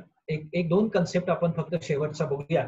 स्ट्रक्चरल रिव्होल्युशन आणि इंटरनल रिव्होल्युशन असं जर आपण म्हटलं किंवा पर्सनल किंवा आत्मचिंतन म्हणूया आपण. म्हणजे स्ट्रक्चरल रिव्होल्युशन हे म्हणजे बाहेर घडतच. गवसांच्या कथेने कशाचा वेध घेतलाय तर आपल्या म्हणजे मानवी संस्कृतीचं नेहमी सातत्यानं म्हणजे प्रिमिटिव्ह एज पासून ते आतापर्यंत स्ट्रक्चरल रिव्होल्युशन सारखंच होत असतं. पण हे स्ट्रक्चरल लिव्हरेशन होताना आपण आत बदलतो का, हा सगळ्यात महत्वाचा प्रश्न आहे. आणि तो प्रश्न जर आपण स्वतःला विचारला तर मला असं वाटतं की स्ट्रक्चरल रिव्होल्युशन मधनं आत्मचिंतन किंवा आत्मपरीक्षण, त्याच्या पलीकडं आत्मसंवर्धन ज्याला आपण म्हणतो, किंवा स्वतःचं कल्चरायझेशन करणं किंवा स्वतःला रिव्होल्युटरी करणं. म्हणजे मी बाहेर गल्लीत उभं राहून शिव्या देतोय, गल्लीत उभं राहून मी समजा शिव्या किंवा हे देतो काय चळवळीचा नारा करतोय, आणि आत येऊन मात्र मी परत पुन्हा माझा आपला तोच पंतोजी आणि तेच जर हे असेल तर तुम्ही मला असं वाटतं की इंडिव्हिज्युअल पर्सनल किंवा ज्याला आपण स्वतःच्या पातळीवर तुमचं रिव्होल्युशन झालेलं नाही. आणि हे रिव्होल्युशन बाकी आहे. आणि त्या रिव्होल्युशन मध्ये स्त्रिया मात्र होरपळत का असेना किंवा हडबडत का असेना, अडखळत का असेना, त्या स्वतःच्या रिव्होल्युशन पर्यंत, स्वतःच्या व्यक्तिगत पातळीवरच्या रिव्होल्युशन पर्यंत चाललेल्या आहेत. आणि हा जो म्हणजे स्वतःच्या रिव्होल्युशन कडून दुसऱ्याच्या रिव्होल्युशन कडे जाण्याचा आणि मात्र दुसऱ्याच्या भल्याकडून आपल्याच्या भल्याकडे येण्याचा असा जो मार्ग आहे तो स्त्रियांच्या बाबतीतला अतिशय महत्वाचा आहे. आणि हे सुद्धा मला असं वाटतंय की कुठेतरी थोडस म्हणजे अशा पातळीवरचे जे संकेत आहेत किंवा हे जे प्रक्षेप आहेत ते गवसांची कथा वाचल्यानंतर किमान मला हे जाणवलेले आहेत. अर्थात गवस सरांच्या कथेची भाषा ही मला खूप फॅमिलियर आहे, मी त्याच भागातला असल्यामुळं. पण बाकीच्याने सुद्धा ती कथा वाचताना मला असं वाटत नाही की ती काही फार त्याच्यातनं म्हणजे अडचण किंवा हे असं होईल असं. पण तरीही मला असं वाटतं की शेवट म्हणजे पुरुषांचं म्हणजे पुरुषांनी स्ट्रक्चरल रिव्होल्युशन मध्ये खूप पार्टिसिपेशन केलं, जग बदलण्याची भाषा खूप केलेली आहे, पण स्वतःला बदलवता आलेलं नाही. हे म्हणजे हे जे अधोरेखन आहे ते मला असं वाटतं की गवसांच्या या कथा संग्रहातून सुद्धा आणि त्यांच्या इतर साहित्यातून सुद्धा अधोरेखित कायम होत राहिलेला आहे. धन्यवाद. धन्यवाद सर. मला वाटते सहभागींचे काही प्रश्न असतील तर ते चॅट बॉक्स मध्ये विचारू शकतात किंवा बऱ्याच ठिकाणी म्हणजे नेटवर्क जर व्यवस्थित असेल तर ते प्रत्यक्ष बोलून देखील विचारू शकतात. फक्त या दरम्यान आपण म्यूट बरेच ठेवण्याचा एक प्रयत्न करूया. जे बोलतील त्यांनी फक्त अनम्यूट व्हायचं आहे आणि आपला प्रश्न विचारायचा आहे. आपण आता सर प्रश्न उत्तर आधी घेऊया.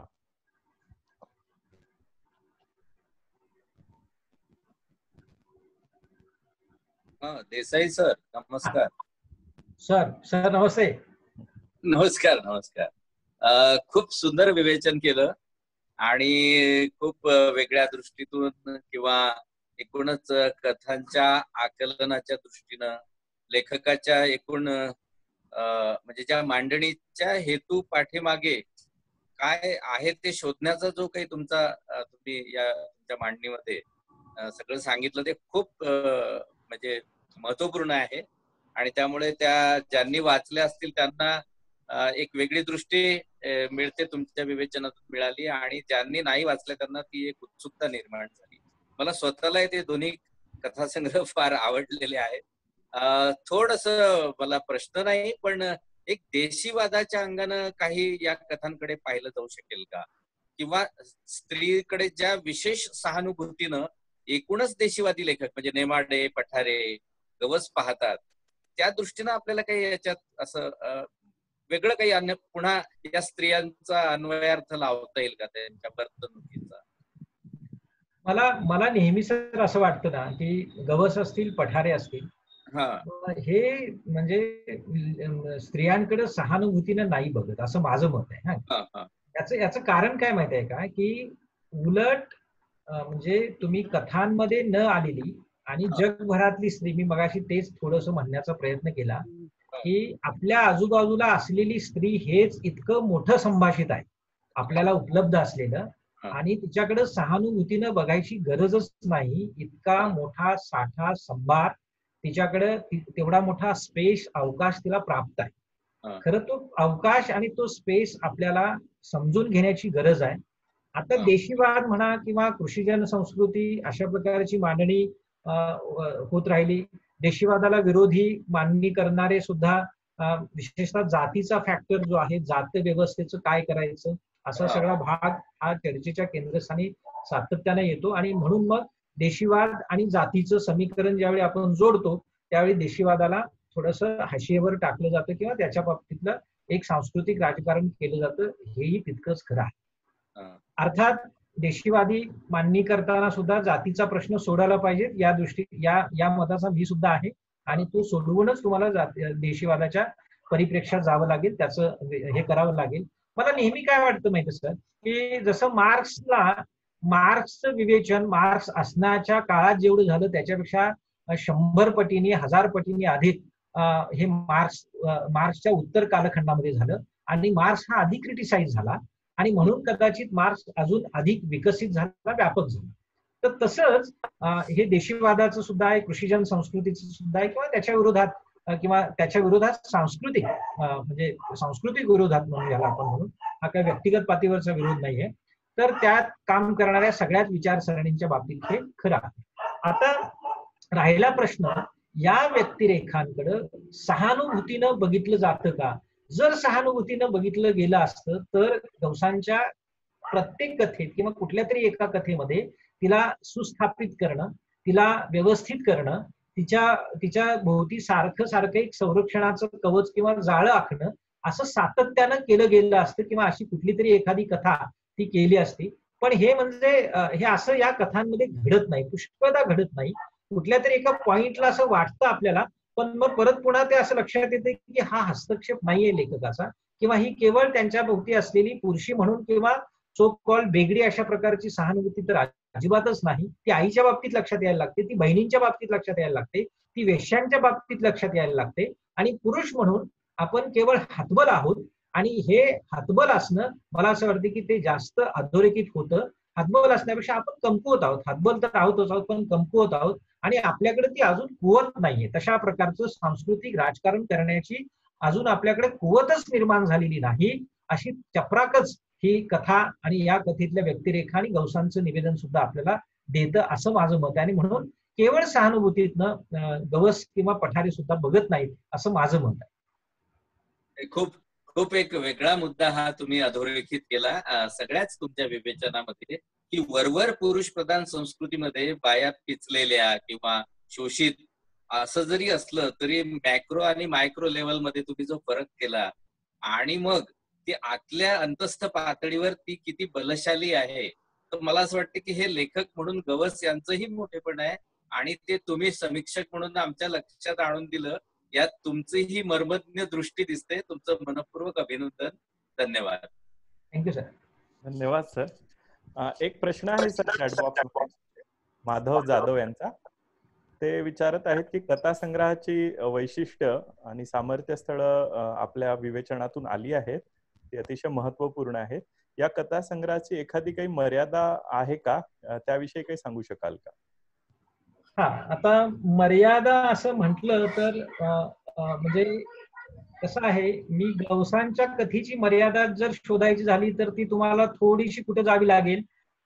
जे स्ट्रक्चरल जे हे असतं, म्हणजे आकृतीबंधाची ज्यावेळी गोष्ट येते, पण मग परत पुन्हा गंमत तीच आहे की हाच आकृतीबंध चांगला आणि तोच आकृतीबंध चांगला असं म्हणण्याची स्पर्धा आणखी बऱ्याचदा येते.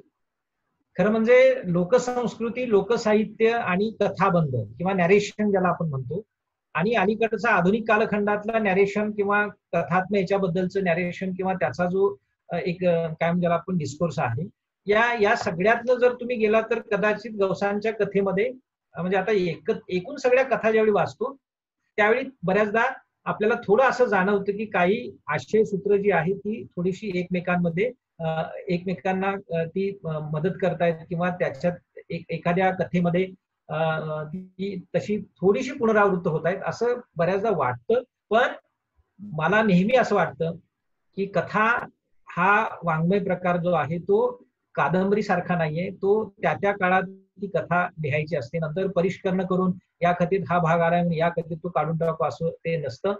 मला असं वाटतं की हे समूह भान आहे, आणि समूह भान म्हणून ज्यावेळी तुम्ही व्यक्तिरेखेकडे आणि एकूणच सगळ्या समाजाकडे ज्यावेळी बघता त्यावेळी वृत्ती आणि प्रवृत्ती याची पुनरावृत्ती ही सातत्यानं होत असते. सगळ्यात महत्वाचं मला मला जे म्हणजे काय आहे की बलस्थान म्हणजे त्यांचं म्हणजे म्हणायला गेलं तर कथेच्या बांधणीच्या अनुषंगानं म्हणजे थोडासा पुनरावृत्तीचा दोष आपल्याला देता येऊ शकेल असं मला वाटतं. पण पुन्हा मला जसा मी रोज एका माणसाला ऐकत असतो त्याच पद्धतीचं ऐकत असतो आणि हे लोकसंस्कृतीमध्ये सातत्यानं घडतं.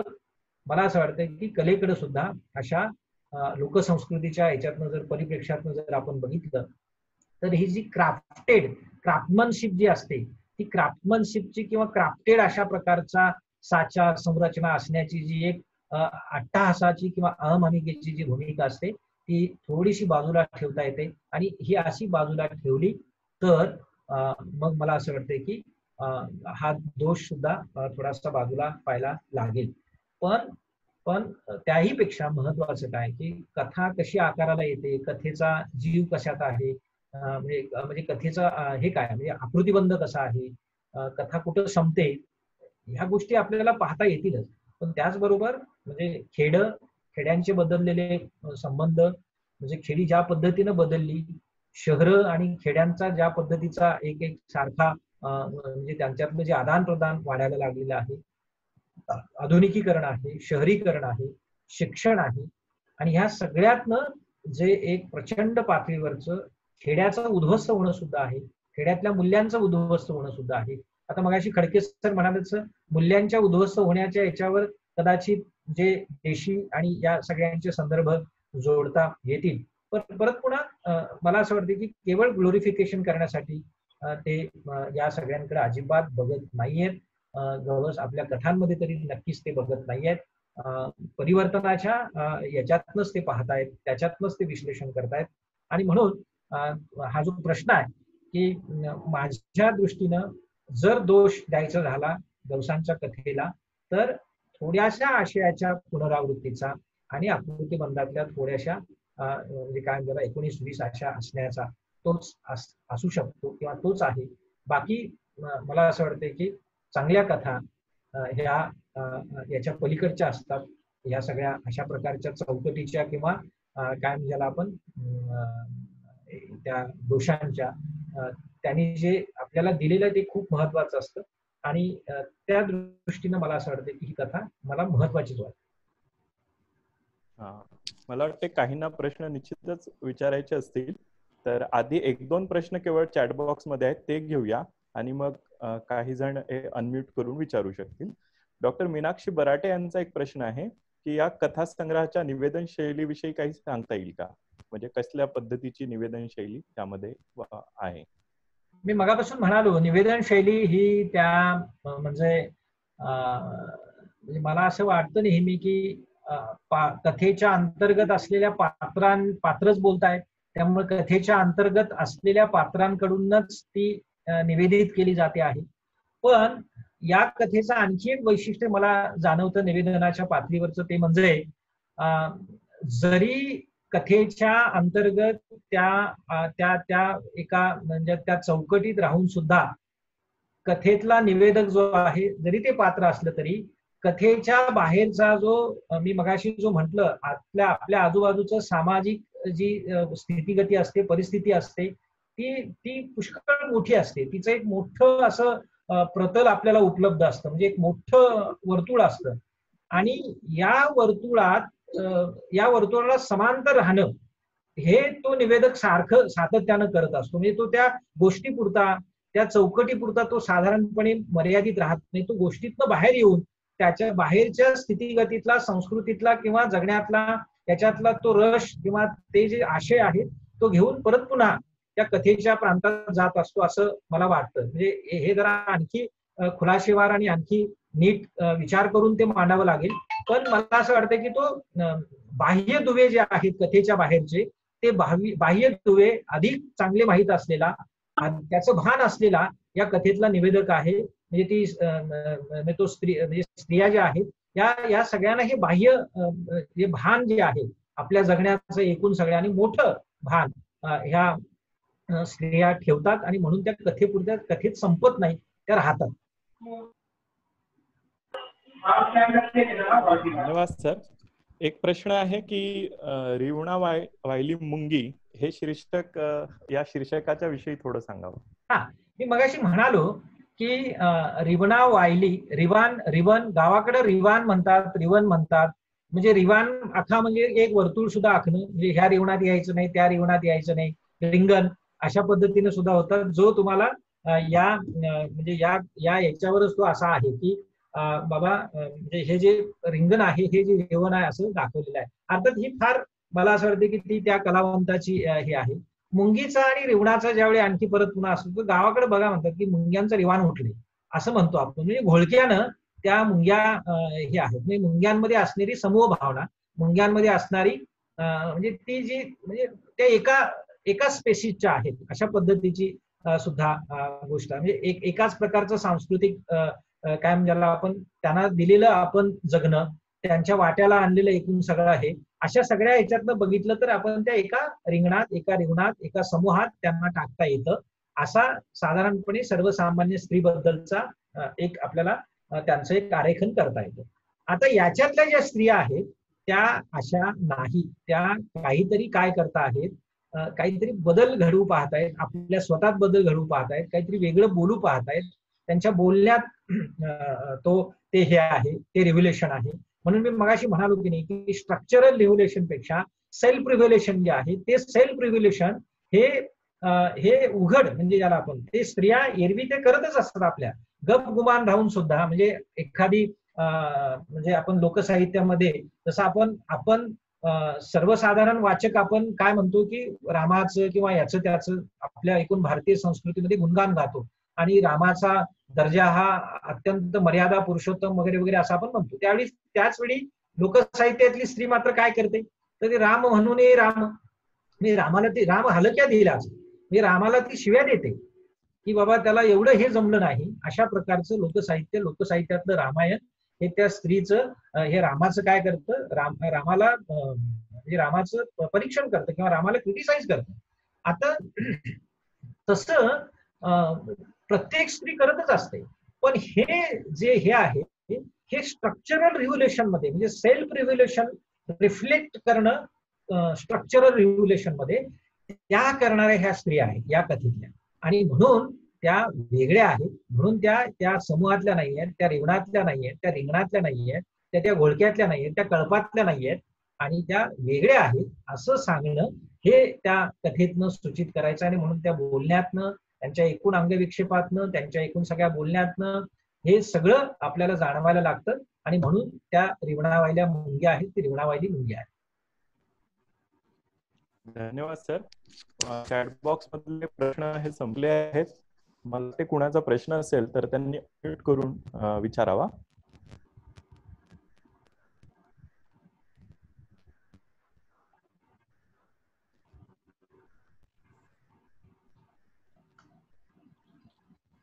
मला एक मत फक्त म्हणजे व्यक्त करायचंय आणि कदाचित मग त्यातनच तो पुढचा प्रश्न येईल असं म्हणायचंय.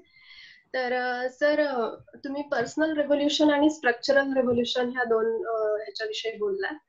तर आपण स्त्रियांना जर बघितलं तर त्या पर्सनल रेव्होल्युशन मध्ये बऱ्यापैकी पुढे आपल्याला दिसतात असं आपण म्हणलात.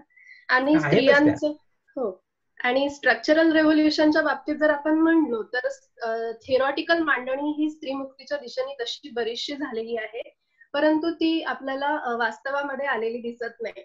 आणि मला ही जी स्त्री आणि पुरुषांच्या भावविश्वातली आणि त्यांच्या भौतिक जगतामधला जो एक फरक आहे त्याच्यामधला एक अडसर कुठेतरी पुरुष वाटतो. म्हणजे की पुरुष हे स्त्रियांपेक्षा स्ट्रक्चरल बाबतीत बरेचसे पुढे आहे. स्त्रियांचं भावविश्व मात्र समृद्ध आहे, परंतु आपल्याला ते दिसते की स्त्रिया भौतिक जगतामध्ये कुठेतरी मागे असलेल्या आपल्याला दिसून येतात. तर माझा प्रश्न असा आहे की पुरुषांना पर्सनली म्हणजे पर्सनल रिव्होल्युशन मध्ये पुरुष अजून समृद्ध होतील ह्या बाबतीत स्त्रिया काय करू शकतात, म्हणजे हा स्त्रियांच्या बाजूने एक प्रश्न आहे. अजून एक मत मला इथे मांडायचं आहे की आपण जर स्त्रीवादी चळवळी आणि सगळं बघितलं तर स्त्रियांना भावनिक दृष्टीने मुक्ती आता नकोय. म्हणजे पुन्हा मग त्यांना आध्यात्मिक जगामध्ये आणून पुन्हा रांधावाडा उष्टीकाडा आणून त्यांना बसवलं जाईल चुलीसमोर. तर त्यांना आम्हाला एवढी अक्कल आता निश्चितच आलेली आहे की आम्हाला ह्या परिवर्तनवादी प्रवाहामध्ये स्वतःला जुळवून घ्यायचं आहे. तर आपल्याला मला ह्या दृष्टीने विचारायचं आहे की मग पुरुषांचंही पर्सनल रेव्होल्युशन झाल्याशिवाय आणि एकंदरीतच ही दरी कमी झाल्याशिवाय आपण सगळेच माणूसपणाकडे जाणार नाही आहोत, म्हणजे स्त्री आणि पुरुष दोघेही. तर पुरुषांच्या पर्सनल रेव्होल्युशन वरती काही लेखन मराठीमध्ये आहे का, किंवा त्या दृष्टीने आपण सगळेच मिळून काय करू शकतो, छोटीशी कृती, किंवा त्या दृष्टीने पुढे कसं जाऊ शकतो, हा एक प्रश्न आहे. खरं म्हणजे याच्यावर आपण सगळ्यांनीच विचार केला पाहिजे. आपण सगळ्यांनीच बोलत राहिलं पाहिजे. बोलण्यातूनच हा म्हणजे एकमेकांना म्हणण्यापेक्षा पर्सनल आणि स्ट्रक्चरल रिव्होल्युशन एकमेकांमध्ये आणण्याचा जो डिस्कोर्स आहे तो परिपूर्ण होत जाईल. मगाशी आपण बघा म्हणजे आपल्याकडे ब्रदरहुड आणि बंधुभाव आणि म्हणजे भगिनी भाव अशा म्हणजे फ्रॅटर्निटीची गोष्ट आपण साधारणपणे करत असतो. तर स्त्रियांकडे ही गोष्ट म्हणजे बंधुभावाची आणि भगिनी भावाची गोष्ट मी तुम्हाला सांगितली. दोन पुरुष एकत्र आल्यानंतर फार बोलू शकत नाहीत, एकमेकांचा स्पेस ऑक्युपाय करू शकत नाहीत, त्यांना लगेच रिजिडिटी येते आणि ते संपतात असं आपण बघतो. आणि स्त्री आणि पुरुष असे जरी एकत्र आले तरी पुरुषाचा कांगावा असतो, त्याला असं एक स्वतःचं भावविश्वास असतं आणि ते सगळं करण्यासाठी तो विजातीय अशा सगळ्या त्या याच्यामध्ये येतो. आणि हे आपण म्हणजे काय प्रत्येक इंडिव्हिज्युअल बघत असतो आपण. म्हणजे जगातली कुठलीही स्त्री अशी नाही की तिनं हे पुरुषाचा कांगावा किंवा हा काव्यबाजपणा तिनं ओळखलेला नाही किंवा अनुभवलेला नाही. त्यामुळे इथं आपल्याला दिसतं. पण म्हणजे एक स्त्री अशी आहे फक्त, म्हणून मी काय म्हणतो बघा की हे आता दुसरं कोणी काही म्हणजे करेल आणि हे होईल, पुरुषांनी पण तसं करायला पाहिजे, असं व्हायला पाहिजे. आता या डिस्कोर्स मध्ये तुम्ही म्हणताय तसं ना, सहानुभूतीने ह्याच्यातनं आता बाहेर आपण आलंच पाहिजे आणि आलेलो पण आहोत.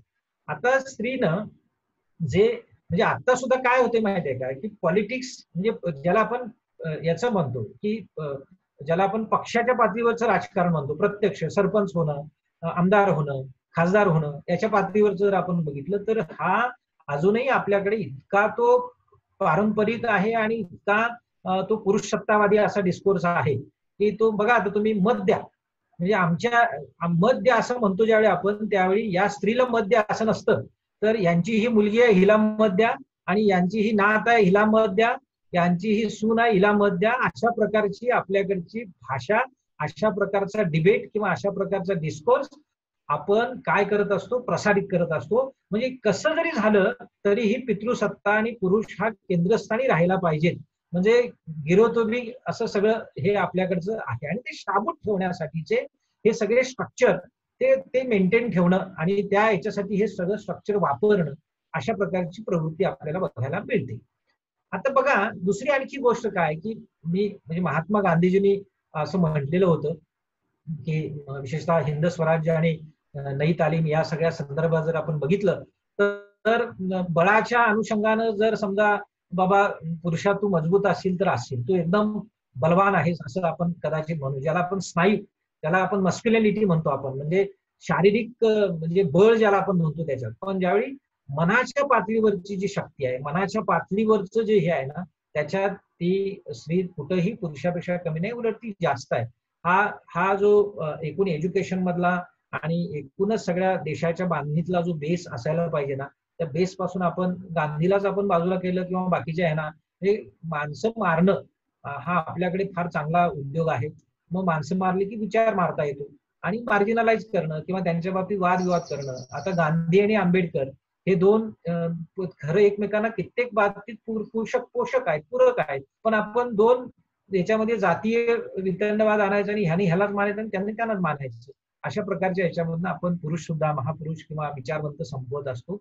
हे कारणच ह्याचं हे आहे की हे जे तुम्ही म्हणता आहात, हा जो युटोपिया किंवा ही जी स्त्रियांकडे असलेली अत्यंत उपजत अशा प्रकारची किंवा तिनं कमावलेली आहे, खरं म्हणजे कमावलेली आहे. म्हणजे एक स्त्री बघा, ती भांडीवाल्याशी म्हणजे मोलकरीशी तशीच बोलत असते, ती भाजीवाल्याशी बोलते, ती बाकीच्या बाहेरच्या बाजारातल्या कुठल्याही ह्याच्याशी बोलते. तिचं भावविश्व इतकं समृद्ध होतं आणि हे पुरुषापेक्षा कितीतरी अफाट आणि अचाट पातळीवरचं हे ही समृद्धी असते. आणि हे खरं म्हणजे आपण ते स्ट्रक्चर्ड केलं पाहिजे, पण तो तिला स्पेस आपण देत नाही. तो जो स्ट्रक्चरल रिव्होल्युशन मध्ये तिला आपण तो स्पेस देत नाही, तिचं खच्चीकरण करतो, तिचं नामोहरण करतो. मला असं वाटतं की इथंच तो स्पेस आपण स्वतःहूनच तो मिळवला पाहिजे.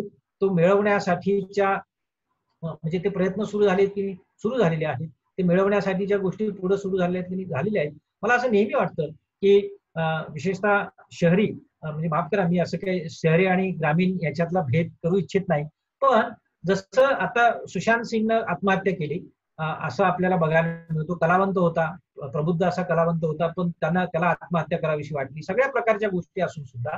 पण त्याच वेळी म्हणजे आता शेतकरी आत्महत्या करतातच, तो तो तो तो मुद्दा आपण आणखी वेगळ्या पातळीवरचाच आहे. पण गावाकडचा विशेषतः अशा म्हणजे जी सुशांत सिंग राठोडला जी परिस्थिती आहे, त्या परिस्थितीत गावाकडचा पोरगा किंवा गावाकडची माणसं आत्महत्येकडे जात नाहीत. ती वेल स्ट्रक्चर्ड असतात, वेल हे असतात, असं आपल्याला साधारणपणे बघायला मिळतं. हे ग्लोरिफिकेशन म्हणून बोलत नाही मी, म्हणजे हे त्यांचं ग्लोरिफिकेशन मला अजिबातच करायचं नाही किंवा ते सुप्रीम आहेत किंवा ते हे आहेत अशा पद्धतीने मला म्हणायचं नाही. पण इमोशनल आणि सोशल इंटेलिजन्स व्यापक करणं हे मला असं वाटतंय की शहरापेक्षा ग्रामीण भागामध्ये याचं हे सोशलायझेशन, हे सिव्हिलायझेशन अधिक व्यापक आहे, अधिक मजबूत आहे. मला असं वाटतं की त्याच्यातले दोष बाजूला ठेवून ते स्ट्रक्चर्ड जे रिव्होल्युशन आहे ते मला असं वाटतं की आपल्यापर्यंत आपल्या सगळ्यांनी त्याला थोडंसं वेगळ्या पद्धतीने बघितलं पाहिजे. अन्यथा मग परत पुन्हा म्हणजे स्त्रीला कुठं मार्जिनलाइज करायचं आणि कुठं राजकारण करायचं, हे जे जुने आडाखे आणि जे हे आहेत तेच परत पुन्हा चालू राहणार आणि कुणीतरी सहानुभूती देऊन मग असं काहीतरी होत राहणार. त्याच्यापेक्षा आपण सगळ्यांनी मिळून मला असं वाटतंय की स्ट्रक्चरल आणि इंटरनल किंवा पर्सनल किंवा आपल्या इंडिव्हिज्युअल पातळीवरचं जे रिव्होल्युशन आहे त्या सगळ्यांकडे आपल्याला गेलं पाहिजे. Thank you sir. मी काही फिलॉसॉफीचा किंवा याचा फार मोठा अभ्यासक नाहीये. मी आपला तुमच्या सगळ्यांसारखाच अभ्यासक आहे, वाचक आहे, वाचतोय आणि त्या ह्याच्यातनं जेवढं हे होईल कळेल तेवढं मी मांडतोय. त्यामुळे याच्या बाबतीत आणखी अनेक प्रकारची भर आणि अनेक पद्धतीच्या गोष्टी आपल्याला पुढे बोलत राहता येईल. धन्यवाद सर. मला वाटतं बऱ्यापैकी प्रश्न झाले आहेत. पुण्याचा जर एखादा प्रश्न असेल, मला वाटतं चिमोटे मॅडम प्रश्न विचारताय. मॅडम म्यूट तुमचं अनम्यूट करावं लागेल.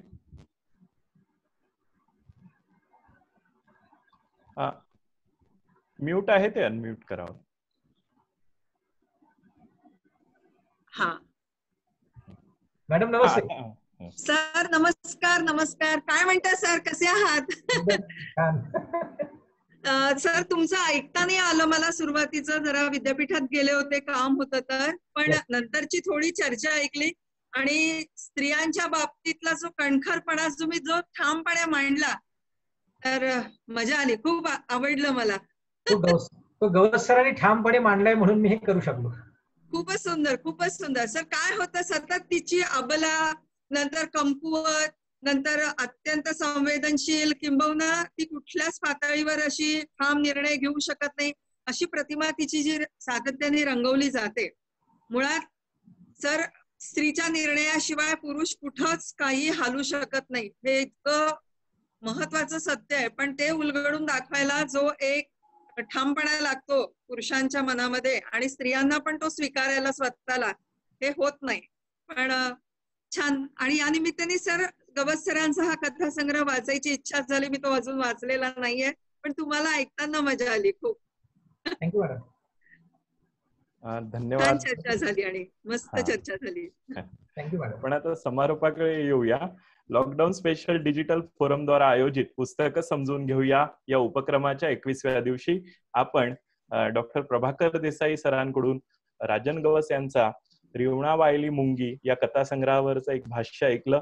महाराष्ट्रभरातून अनेक सहभागी या सगळ्या उपक्रमामध्ये जुळले होते. 100चीच मर्यादा झूम मीटिंगची असल्यामुळे अनेकांना जुळता आलं नाही. त्या दरम्यान आयोजकांची ओमप्रकाश सर, प्रशिक देवरे आणि चेतन कांबळे यांची पण थोडी तारांबळ उडाली. तरी बऱ्याच जणांना हा कार्यक्रम ऐकता आला, परंतु फेसबुक लाईव्ह असल्यामुळे अनेकांपर्यंत तो आता निश्चितच पोहोचत आहे आणि यानंतरच्या लोकांना पण तो ऐकता येणार आहे. मी अशा सर्व लोकांचे आभार मानतो की त्यांनी या उपक्रमामध्ये सहभागी होऊन सरांचं भाष्य ऐकलं आणि सरांचे विशेषतः फोरमच्या वतीने आणि सर्व सहभागींच्या वतीने भाष्य केलं त्यांनी, याविषयी आभार मानतो. कोरोनाच्या या संपूर्ण काळामधून आपण सर्व लोक जात असताना सरांनी एक अतिशय महत्वपूर्ण भूमिका आणि भाष्य या कथासंग्रहावर केलं. अनेकांच्या मनात हा कथासंग्रह ऐकावा ही जिज्ञासा निर्माण झाली. अनेकांनी ज्यांनी ऐकला आहे त्यांना अनेक त्याच्या संदर्भातल्या दृष्टी मिळाली वाचण्याची, बघण्याची. मी याविषयी तुमचे फोरमच्या वतीने सर मनपूर्वक आभार मानतो. उद्या आपण या ठिकाणी पुस्तक समजून घेऊया उपक्रमामध्ये रावसाहेब कसबे यांच्या झोत या पहिल्या पुस्तकावरती इतिहास अभ्यासक प्रबुद्ध मस्के हे औरंगाबादला असतात, ते याविषयी मांडणी करतील. मी सर्व सहभागींना विनंती करतो की त्यांनी उद्या 4 वाजता या उपक्रमामध्ये जॉईन व्हावे आणि या पुस्तकाविषयीचा परिचय करून घ्यावा. मी सरांचे पुन्हा आभार मानतो आणि या ठिकाणी आपण थांबूया. आपल्या सगळ्यांचे आभार मानतो. विशेषतः आमची सगळी मुलं उपस्थित आहेत या सगळ्या ह्याच्यामध्ये, त्यांचेही मी आभार मानतो. आपल्या सगळ्यांचे, फोरमचे आणि या सगळ्या उपक्रमाचे सगळ्यांचे मनापासून आभार मानतो. आणि आपण असंच एकमेकांशी संवादी राहू आणि आपल्यातला जो स्वतःच्या म्हणजे आत्मपातळीवरचा जो त्याचं जे रिव्हिलेशन आहे, स्वतःच्या पातळीवरचं रिव्हिलेशन हे वाढवत राहू. आणि मला असं वाटतं की तेच आपलं उद्दिष्ट असावं. धन्यवाद सर. धन्यवाद. ठीक आहे, थांबूया.